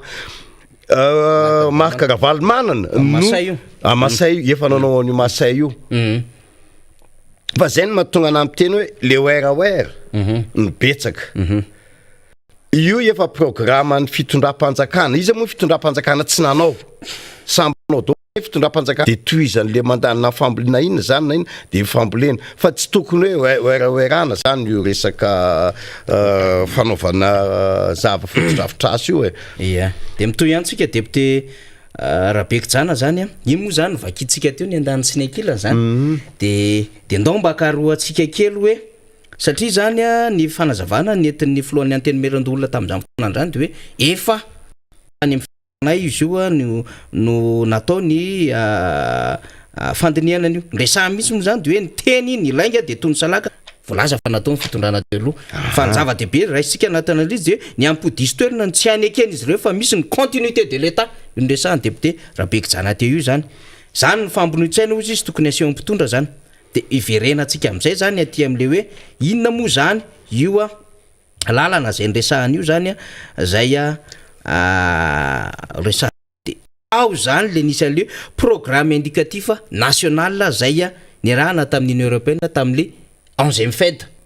de atao anatin'ny 11e fed io de misy ny signature tamin'ny 23 novembre 2015 tamin'ny Bruxelles ary ny montant zay don fanampinazitsika atao anatin'izay de 518 millions de zay efa nositrana zany tao anatin'izay signature zay teo anelanelan'ny 2014 sy 2020 de voaresaka ao anatin'izay zany le pinna io zany na programme indicatif national ny 11e fed io ity lalana resahantsika RN6 ty de ao anatin'ny infrastructure misy azy satria ty am'le fanazavana an'le programme indicatif national zany dia misy maromaro ny zavatra resahanao zany fa tsika tsy miditra anatin'izay zavatra ny aloha zany fa le infrastructure ny resahantsika de ny infrastructure ao anatin'izay de hoe 230 millions d'euros misy tsinjaram-bola zay avy any BEI zany na ny banque européenne d'investissement de ao anatin'izay ny RN5A RN5A zay 160 km, ny RN12 240 km, ny RN6 250 km, de ny RN13 110 km. De misy fanamariana moa hoe signature convention ozy izy de financement avant décembre 2017 tam'zany de 3 axes routier RN12A, RN6 sy ny RN13 5 ny RN5A ozy izy de MPU izy ne peut pas financer tsy afaka mamatsy volo ny RN5A ozy izy satria kely de kely ny taux de rentabilité économique sy ny moindre parmi les 4 axes prévus tam'izany fotoanandro zany tam'izany fotoana zany zany hoe nefa teo aloha zany ny projet nanaovana oeraoera hoe itokana lalana tsisy nikitika hatramin'izay fa fitondram-panjakana ny azy de izy moa zany mba nasiny any le izy tety ambany miaraka amin'ny banque européenne d'investissement sy ny Union européenne le lalana ao anatin'izany resaka zany zay nge le continuité de l'état sy zay koa le franc-jeu mazava tsara mihitsy hoe tsisy zavatra tonga de milatsaka avany io de mihevitra fanjakana fa izy nanao ny négociation rehetrarehetra ny rokady dia président Ravalomanana nanao amin'ny Masay io de nieritreritra hoe anao Masay 2 dia mivoaka ty satria efa nanao an'le bypass président Marc Ravalomanana de inona no ampifanohizana an'ilay bypass avy aty amin'ny route nationale 2 mitoy makaty amin'ny makany amin'ny Anjourbe RN3 izy iny raha sy diso ako makany Anjourbe de mahazo an'ilay Mare Masay de toy izany le fanjakana teo aloha Rajonary Mampianina efa misy projet efa miandry ty rocade 8 km de ndao amboarina le rocade ary de ino mo de ohatry ny hafahafa le fanjakana itokana zava-bitany teo aloha de ny sorony mihitsy aza lay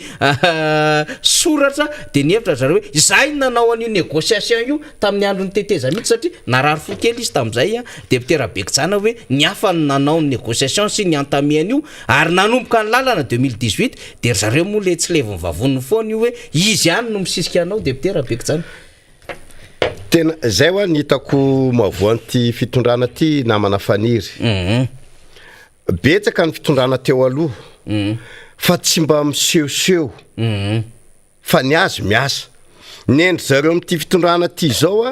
raha vao misy zavatra kely misy de hoe zareo nanao an'le izy ohatra kaiky fotsiny teneniko any aminay any taby mandako teo aloha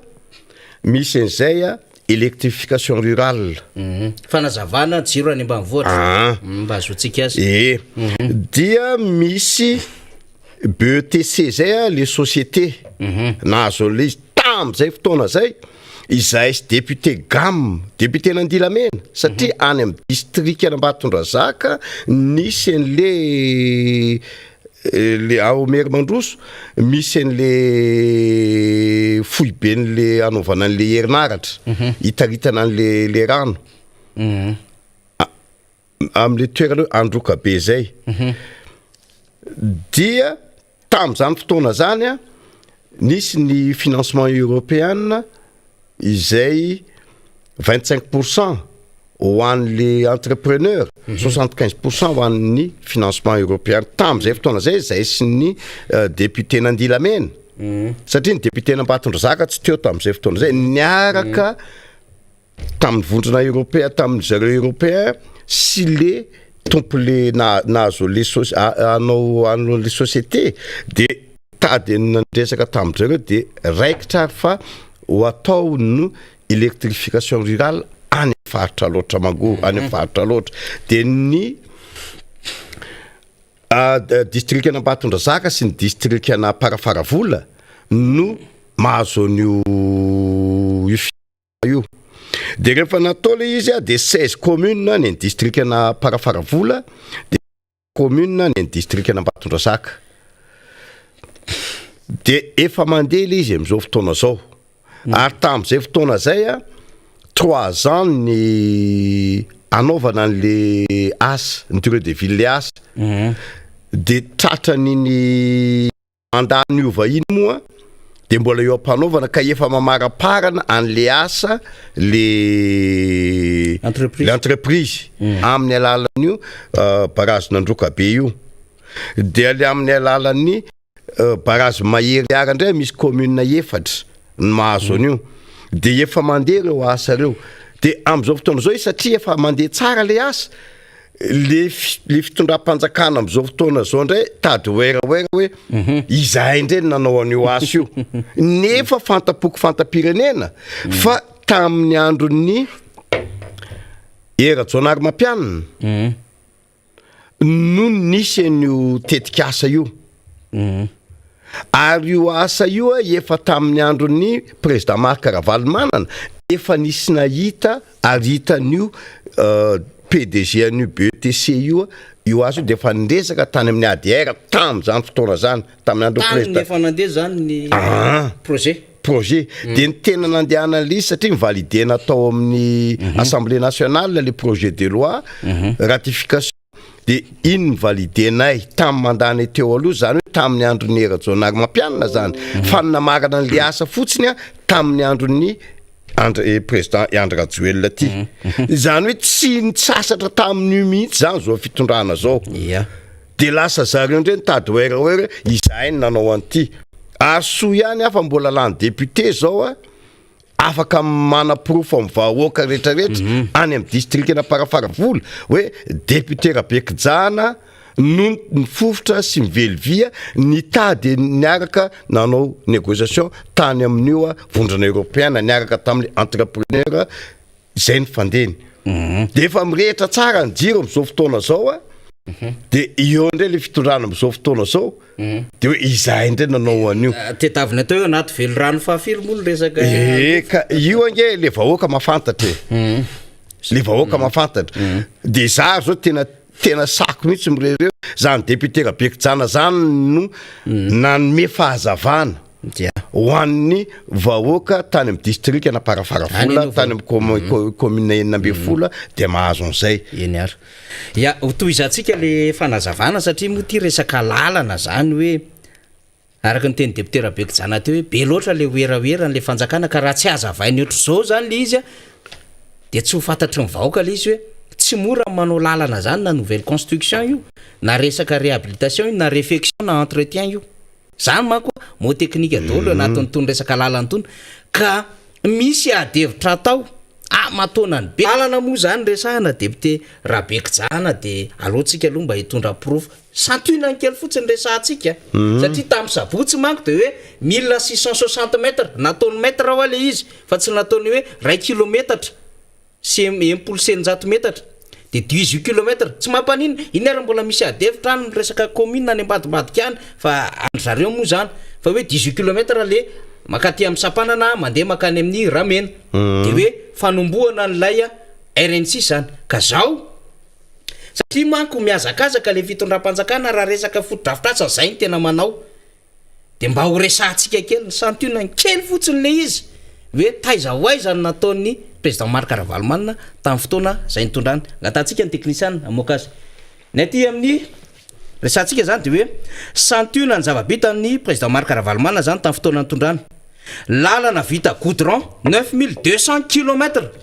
ronjato sy 5 kilometatra fa izy tsy moeraoera samy mitovy ihany fitaom-piasana reo président Ravalomanina zany 7 taona satria 5 taona miampy an'le 2 taona nanomboka 2002 ka hatramin'ny 2007 de 2007 plus an'le 2 taona hatramin'ny 2009 iny 7 taona 7 taona mandaha fitondrana am'izao fotoana zao le teza mita 2009 jusqu'à 2014 folo taona ay zay aloha le 5 taona voalohany zany satria 9 plus 5 14 de plus am'ty indray zany 2 taona lay 2 taona sy tapany zany 7 taona sy tapany ary ty fa nyty président Ravalomanina zany raisitsika de hoe lalana 9200 km na ronjato 7 km vita tagnaty 7 taona zay de vakitsika zany santuine zany pont Fatita Animbositra pont Ivlona Tamatavy tapony Orombe samy natsiaro any zany tapony Orombe napikaikaiky zay tsika ary ny insécurité tam'izany tapony Orombe zany de tena nanahirana mikitany izy ary mbola lovaitsika atram'izao zao ny fianaratso manakara farafangana vaingaindrano mbola samy mandova an'izany rehetrarehetra am'izao fotoana zao Sambava Antala oresatsika io rehefa aveo Sambava Antala io ataotsika ohatra satria karoka manko zany inona ohatra raisina amreto de satria tany Antsirana na le fitokana farany teto ozy allo Sambava Antala eo akaikin'le tokanana zany mba afanojino tsara zany dia bypass tana de mbola lovaitsika hatram'izao fotoana zao matetika ao anatin'ny herinandro intelo sa inefatra mahita mpitondra fanjakana ambony mirifatra tsara am'le bypass tena migoka tsara mihitsy tsara le lalana zany voatsinjolavitra route hydrocarbure tana iny zany iny mazo atia Kondrano Ivantsy sisiny Mare Masay le nresantsika teo député Rabeky zany boulevard de l'Europe tana de efa tao anaty programme ny lalana Iosy Betroka Ambovombe de ny lalana Fort Dauphin Vangaindrano de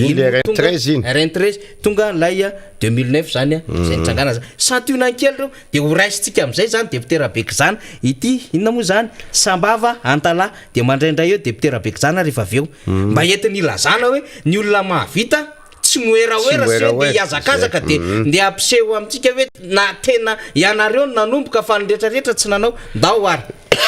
ny lalana Sambava Antala teo anelanelan'ny 4 sy 7 financement Union Européenne zany zay tamin'ny fotoanany Pierre Protard zay ambassadeur ny Union Européenne teto Madagasikara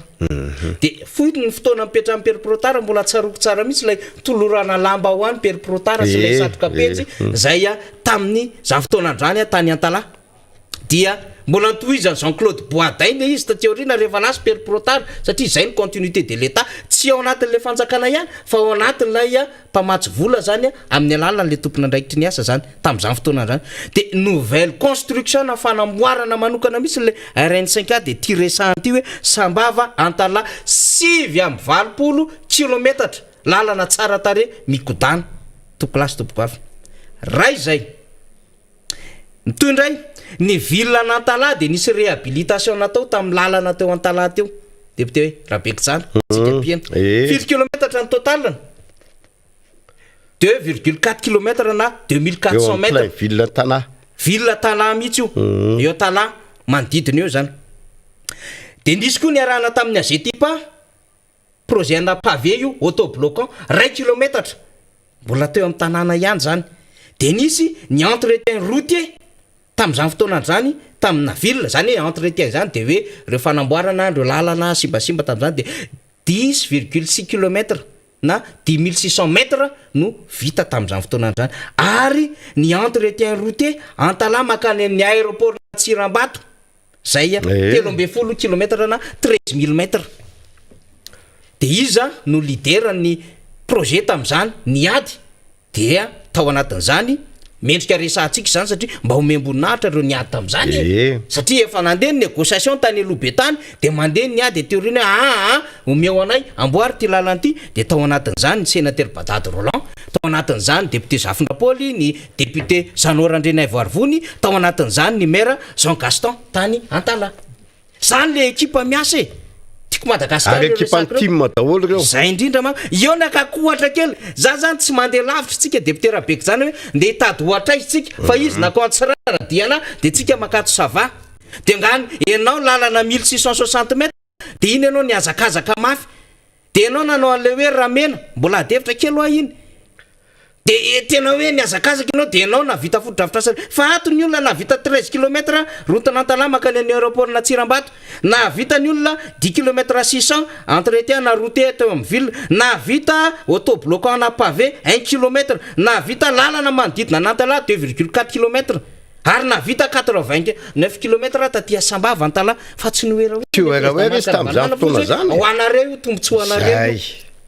De zay mba tsara ho fantatry ny vahoaka zany, ho fantatsika zany hoe tsy ohatran'izany le fitondrana firenena hoe ndeha anao mahavita zavatra kely 1 kilometra, zany ary ny tenentsika hoe tokony gouverneur no nitokana an'izany 1 kilometra zany tokony gouverneur nitokana an'izany kely zany. De eo amin'izay zany tsika député Rabeky zany ka io kaindy kosa nge tamin'ireny fotoana reny io kaindy de sady mba teanao mba manala azy kely satria tamin'iny koa moa misy an'le didi samihafa tamin'ny Rabeky zany tena zay aloha izy mampalahelo le fitondranany fa raha tsy mahafantatra zavatra ohatran'izao le vahoaka malagasy de tsy hoe tena mila nambolona fa mila fantatry ny vahoaka hoe ny fanjakana tompoko de misy asa atao marobe, misy continuité de l'état ary misy olona nametraka asa atao anatin'izany. Ka raha ohatra zany ka tsy resahana ny vokatra zay satria zay ny antom-pisitsika miara-manonjy de mihinanam-boly le vahoaka malagasy de toizantsika le izy de député Rabeky zany ny am'le hoe firy moa zany ny tena mba lalana vita le fanjakana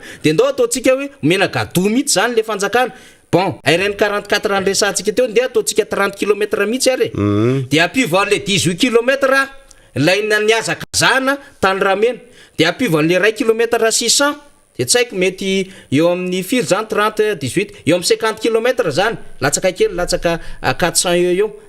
de apivo kely am'reto pavé atao isakin'ilay commune kely reto zay asan'ny gouverneur hoe tsy maintsy mahavita eo amin'ny 10 km eo isataona le gouverneur satria omena famatsimbola milliard d'ariary zay le gouverneur asy zay na 2 milliard d'ariary zay de asaina mamolatra lalana le gouverneur de misy manomena fitaovana engin sy ny niveleuse sy ny retraretra zany no miasa ao anatin' zay de firy kilometatra tompoko mba vitanareo ataontsika hoe farafahabetsany de apivo kely an'le 8 km an'lay rocade ato ny anarany ara novainy tato ny ana moa izy ato rocade inona rocade esta rocade nord-est Padeva de novainy zareo le izy na ataony rocade ny arivo satria zareo ny te hitokana an'le izy, zareo ny te communiquer azy le lalana de novainy le izy de ohatran'izay le lalana tatia anina moa RN 5 ina koa ty lalana anankiray zay natao hoe efa RN 5 amin'ny tamatavy iny tsy mbola ino fa le mbola ny Ambilobe Vohemara ve zay sa namboariny zareo koa ny esorony koa satria efa nisy pôzipera napetraka tamin'izany zany angely izy de mba firy kilometatra tompony vitanareo tao anatin'izay fito taona sy tapan'izay de raha ohatra nareo tsy de falifaly moa zany de omena hoe roso taona sy tapan'izany. Ny olona nge manao réalisation na lalana vaovao amanjato ny kilometatra manamboatra lalana fanatsarana fanaovana entretien sisisa amina kilometatra maro de isika ve de mieritreritra hoe tsy ho fantatry ny vahoaka zany de tsy sy arsivan zany ve de zany resantsika ohatran'izao député Rabeky zany. Ok zay tsara eo ary anao tsy tonga eo raha tsy ny vahoaka mametraka anao eo zay ny fandehandreny fa resaka insécurité amin'ny ankapobeny satria fa ndresaka police nationale ihany moa namana faniry tena grave ndresaka insécurité eto Madagasikara mihitsy ny tiako tenenina ny antony mijaly le vahoaka sahirana le vahoaka ny ara-pivelomana ny any aminay ihany zao any aparafaravola voamaly de nisy famonon'olona matsiravina any amin'ny commune rurale Anororo de tena maty sur place mihitsy le ao amin'le hoe toerana apatakana zay omaly de tena zany ny zava-misy tsy ampitaovana ny polisy na ny gendarme de any ka le vahoaka ny victime tiako atoravana am'izay satria mivory ny polisy androany misy fivorian'ny polisy araky ny voalazan'ny namana faniry teo zay ny zavatra ivorian-jareo de resaka fampitaovana le polisy ny fiainan'le polisy manokana mihitsy de tena mampalahelo mihitsy le izy ohatra hoe efa nisy programme fitondram-panjakana tam'izany fotoana zany ametraka le commissariat de police any aminay any Tanambe. I Tanambe io fa tena fa tanàna efa hafa mihitsy commune ao anatin'ny district na Parafaravola. De fampanantenana pokaty foana ny zava-misy. De hatram'izao fotoana zao ary efa nylaninay tao amin'ny Assemblée nationale tao izay création na commissariat de police zay fa hatram'izao mbola tsy vita. Ny tenen'ny zareo de hoe tediava place hatram'izao mbola tsy misy. Efa nahita toerana reo? Ny toerana efa misy. De hatram'izao mbola tsy vita. Ohatran'izany koa ny resaka gendarmerie commandement commandant de compagnie ao amin'ny district na Parafaravola. De hatram'izao eo tapitra foana koa ngamba ty mandany ty fitondrana ty de tsy misy resaka io. Ka manoloana zay zavatra zay dia ohatrany ataon'ny fanjakana akilabao le resaka tsy fandripahalemana. Zay ny tena marina zay. Ataon'le fanjakana akilabao le resaka tsy fandripahalemana nefa le olona nge le vahoaka nge te hiasa tena te hiasa mihitsy le vahoaka fa na hiasa ary izy amokatra de robain'le dahalo am'le resaka tsy fandripahalemana. De zay zany ny tena hitako hoe problème am'ty fitondrana ty le tsy mijery le zavatra mangiry feran'le vahoaka. Any nge zany kidnapping zany tena mbola mandaitra be zany. En plein ville Ambatondra zaka misy fanapina mitapy edina. En plein ville Parafaravola misy fanafina mitapy edina. Indrindra misy ny resaka carrière ty de vao may tena mais grave. Mitombondray le carrière. Any amin'ny district na Parafaravola misy carrière vaovao ndray. Ambojanary moa izay de Ambovory. Beanana de Ambojanary de Ambovory. Zany hoe nahazo fahasoavana ndray zany nareo. Nahazo fahasoavana ndray fa tsy vato tsara daholo Beril Safira ndray zao voakandro zao. De ohatr' zany ny zava-misy. Ka manoloana zay zavatra zay dia tairina ihany aloha zareo fitondram-panjakana. Ho avy ndray moa ty ny session-nay afaka ray volana afaka rotokom-bolana eo session budgétaire. Anao interpellation andreo membre gouvernement reo ndray izahay. De tsy fantatra ndray hoe atao virtuel ndray ve atao visioconférence ndray par rapport au Covid-19. De fa rava le état d'urgence tokony efa anna satria efa afaka namory vahoaka be de tsy amamasina de tany famoriam-bahoaka nge namana faniry misy foana fa matahotra koa ngamba zareo iona am'le solombavam-bahoaka zay indrindra. De satria amin'ny gouvernement reo eny any ny fotoana moa somary efa mandeha député Rabekijana Solofery rarotina fahitana anao satria ianao moa zany eto de midina ny tanàna ndray de miakatra ndray de mikarokaroka ny zava-misy de mitondra ny etaeta amin'ny vahoaka efa manomboka mikarakara baibo fambolena aloha mba tsara resahana ihany efa mando ve ny tany sa mbola maina karakaina efa nisokatra ve mibarazy manahoana ny risque ny tatsaha zany zay manao ny rarany mba mivoatra rehetrarehetra any amin'ny district misy anao na afaka am'teny koa anisany misotranao namana fa anisany teneniko mafy an'le ministra teo aloha io resaka tsy fahaiza manao sy tsy fahaizana mitantana n'io ministera io. Ny antony resaka topambolena nge efa voafetra hoe zao ny rianana ry zao ny rianana zao any amin'ny district any faritra Otramangoro zany zao efa manomboka ty mois d'octobre sy farany septembre tia ny topambolena 2021-2022. Zany hoe raha ny tokony ho izy ny fanamboarana andreo barrage reo sy ny curage andreo canaux rehetrarehetra reo canaux d'irrigation reo zany lakan-drano reo efa tokony efa vita. Am'izao fotoana zao nefa ny tena mampalahelo ary ny teneniko ministra teo aloha tena mampalahelo tsy mbola misy mihitsy zany fikarakarana zany. Nefa sopotry Madagasikara io tsy mbola misy mihitsy zany hoe fanamboarana andreo barazy reo. Ohatra kaiky fotsiny misy an'le barazy Nanony ao Antanambe zany ao amin'ny commune 4 tapany avaratra. Zay misitraka an'io mamatsy eo amin'ny 9000 hectares eo. Simba ny rano be tamin'ny herintaona izy io. Tamin'ny 2 taona. De tamin'ny herintaona tsy vita. De am'izao fotoana zao koa zany mbola tsy vita koa, mbola tsy misy fanamboarana. De raha sanatry hoe raha ohatra n'Andriamanitra tonga ny orana afaka tapa-bolana na ray volana manomboka ny orana. De lasa ho dibo-drano potika indray le tanimbary sy le tanàna ny Tanambe mihitsy. De tsy azo esana indray.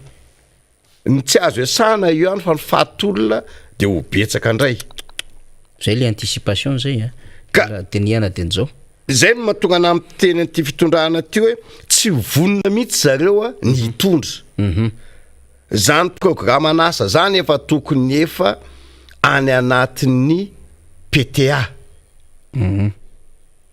Efa misy programme an'asa any amin'ny Prime Ministre alefany ao amin'ny programme an'asa annuel. Nefa hatram'izao iny fotsiny tenenina ambava, hatram'izao tsy misy ny réalisation. Le réalisation mihitsy zany ny fanatanterahana le asa mbola tsy vita. Ka io barazy Nanony io raha sanatry ny vavaka mbola tsy vita io de fa miteny ny fitondram-panjakana indray am'izao fotoana zao oka tsika tsy fanometsiny. Fa anjarany solom-bava-bahoaka tsy maintsy miteny anareo mpanatanteraka. Izay ny nametrahany vahoaka aminay zay tsy maintsy miteny zay ny zavatra tsy mety ataondreo mpanatanteraka reo. Ka io tsy misy sentiment mihitsy zany amina amin'ny maha-député ana. Za tsy manana sentiment andreo mpanatanteraka reo raha ohatra ka tsy manatanteraka le eta sy zavatra efa nitantarainy efa nitenenina izy. Zareo niteny hoe ho amboarina omeko herinandro tapa-bolana. Ka raha mbola tsy manatanteraka an'io de ho avy indray amin'ny angady sy niarina tsy maintsy tabataba ny resaka fanamboarana an'io ka misy direction ny agriany. Misy. Ary zay no tonga ana hoe tsy maintsy miteny ary tabatabaiko amin'ny aina manjery rehetrarehetra indray hoe tsy mahay mitondra le fitondram-panjakana indrindra ny ao ministère-ny agriculture. Raha ohatra ka tsy manatanteraka andreo satria any nge namana faniry ny sopotry Madagasikara. Raha sanatry ny vava tsy vita io digue barazy Nanony io sy barazy ny Betsimangana. Tanimbary ho an'ireo vahoaka tanimbary 4 hectares no simba eo. Ohatra zay ny fandeny, ohatra n'izany koa ny resaka fa ho an'ny mpianatra zay manao any amin'ny classe de première terminale sy ny première de ny droit tafiakatra any amin'ny ray hetsy ariary. Droit mpianatra ray ho an'ny zareo any amin'ny CEG any amin'ny 5 alina ka an'le vahoaka mihitsy. Zany zavatra zany manatena le vahoaka fa isy ny fanampiana atao fitondram-panjakana. Tamin'ny andro président Marc Ravalomanana nge misy ndreny kit scolaire reny manome fitondram-panjakana tamin'ny andro ndreny. Am'izao fotoana zao tsy mijery an'izany le fitondram-panjakana. Ary zay no mahatonga navoany tamin'ny andro président Rajoelina Mampianina tsy mba nijery le fiainan'le ray aman-dren'ny mpianatra sy le mpianatra tsisy kit scolaire. De am'izao fotoana zao de fa tafiditra mpianatra. Betsaka be ny mpianatra mbola tsy mianatra an-tsekoly. Mbola tsy navita réinscription. Mbola tsy navita réinscription na inscription satria vola daholo na manao réinscription na manao inscription tsy manam-bola le ray aman-dreny. De ny fitaovam-pianarana nefa miakatra tsy maintsy miteny izahay par rapport an'izay zavatra zay. Hoe ohatran'ny hoe tany tsy misy fanjakana, ohatran'ny hoe ankonana tsy misy ray mpiaya ity fitondrana ty. Zareo ny any amin'ny terrain manara-penitra no iazaka zany. zavatra tsy de hoe isy fiatraikanany am'le vahoaka ny imasoan'le fitondram-panjakana nefa ny fiainan'le vahoaka tsy jerendry zareo. Ia. Eny ara Rabekijana tena zany ho any zava-misy rehetra iainany vahoaka tena saiky mitovitovy moa zany fa zay moa tena hoe solombavam-bahoaka député Rabekijana moa zany resaka de mitondra an'le etaeta amin'ny vahoaka ny ambany ravikazo rehetra sy any ankoraka rehetrarehetra antsy ny any anaty tranobongo mba tsara ho fantatry ny fitondram-panjakana zany hoe miandra anareo nge ny vahoaka fa nareo moa variana miazakazaka, variana mandeha lakana tsara, variana misakafo caviar, crevette, barian'ny Madagasikara sy ny sisa, récupération politique de mandeha classe affaire sy ny sisa fa le vahoaka mijaly am'izao fotoana zao ka mba atairina ihany raha mbola misy ray aman-dreny eto raha mbola misy mpitondra fanjakana fa naiza naizy io tena iainany rehetra mihitsy betsaka ny mitsokan-darana député Rabekijana zany tsy afaka mampiana-janaka le ray aman-dreny no ny antony maro samihafa fa zay moa mbola tohizantsika amin'ny fotoana rehetra ny fandahana fa vita sady ny fandaharantsika député Rabekijana raha de misaotra angamitsika ho ampijery antsika. Ny famaranana an'le teniko dia misaotra betsaka ny nanaraka ny miara-manonja betsaka ny teknisiana zava-dehibe tokoa nzay zavatra zay fa de mankahira le ray aman-dreny rehetra ho an'izay mampiana-janaka indrindra miatrika amin'ny fiainana am'izao fotoana zao fa sahirana le ray aman-dreny amin'ny fampianaran-janaka fa ny tenitiany ataoko fotsiny de mikasika an'le ho anareo any amin'ny districtna Parafaravola satria resaka politika, resaka redynamisation team dia misy ny fotoana zany am'le 23 le 23 ho avy zao no isy fivorina fananganana an'le compteam sy fokteam ary ny resaka redynamisation ary hidinany mihitsy ny bureau politique andrindra sy hiaraka anetsiketsika an'io atoko tiako Madagasikara any amin'ny districtna Parafaravola ka eto dia miantso anareo rehetra kambana mpikatroka rehetra ao amin'ny atoko tiako Madagasikara am'le 23 avy zao any Ambohimandroso any fotoana amin'ny 23 maraina saotra tompoko lahy makasitraka tompoko vavy. Eny ary de makasitraka ny député Rabekijana tsika tam'izay fanio-kevitra fizaram-baovao ary fanetanana izay ary farany teo de hoe mihetsika koa Parafaravola ao anatin'ny redynamisation na fameloma maso ny antoko tiako Madagasikara fiainan'ny antoko zany ary miezaka mifandray manakaika amin'ny vahoaka ihany koa ny antoko ka zava-dehibe zany isaorana ny fahavitreany rehetrarehetra sy indrindra ireo distrika izay efa miomana am'izao fotoana zao sy ireo commune mandray an'izany fameloma maso na ny redynamisation ny antoko tima zay ety am-pamiaranana de averiko ihany zany fa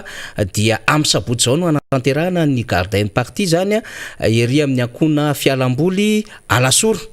no anatanterahana ny tanora tiako Madagasikara no mikarakara izany ka anasana ny rehetra zany mba ho avy anatrika izany satria ny hetsika dia misy moa zany ny eritreritra hoe anao fizarana fitaovam-pianarana ho an'ny zaza malagasy zay zao de efa niteny zany député Rabekijana hoe de tena tsy mahazaka an'le sara-pidirana ny ray aman-dreny ary mbola olana ihany koa eo amin'le fourniture scolaire de zany no etsehan'ny tanora tiako Madagasikara mba afaka hanampy zay mba kely tratra io zany de masotsokana izay kely anarana no ahiratra de lever de fonds na fikaroam-bola mba ho fanampiana ny ray aman-dreny mpianatra zany no eritreretina atao amin'izay ka misy zany ny tapakila izay varotana ka eny amin'ny QG Belair zany no misy izay tapakila izay vojovonjeo ihany fa voafetra ny toerana zany na de malalaka be ary lay akona fianam-boly tena tsara be misy piscine ao misy toerana fanaovana basket fanaovana pétanque na tsipikanety be misy petrahana mafinahitra ihany koa satria misy dobo be misy manoloana an'le toerana tena misy rivotra mafinahitra ery amin'ilay akona fianam-boly ery bypasseria de ho avy eny raha mana-talenta amin'ny de iry izy raha manantalenta koa makasitraka tompo vavy mame fotoana antsika ta.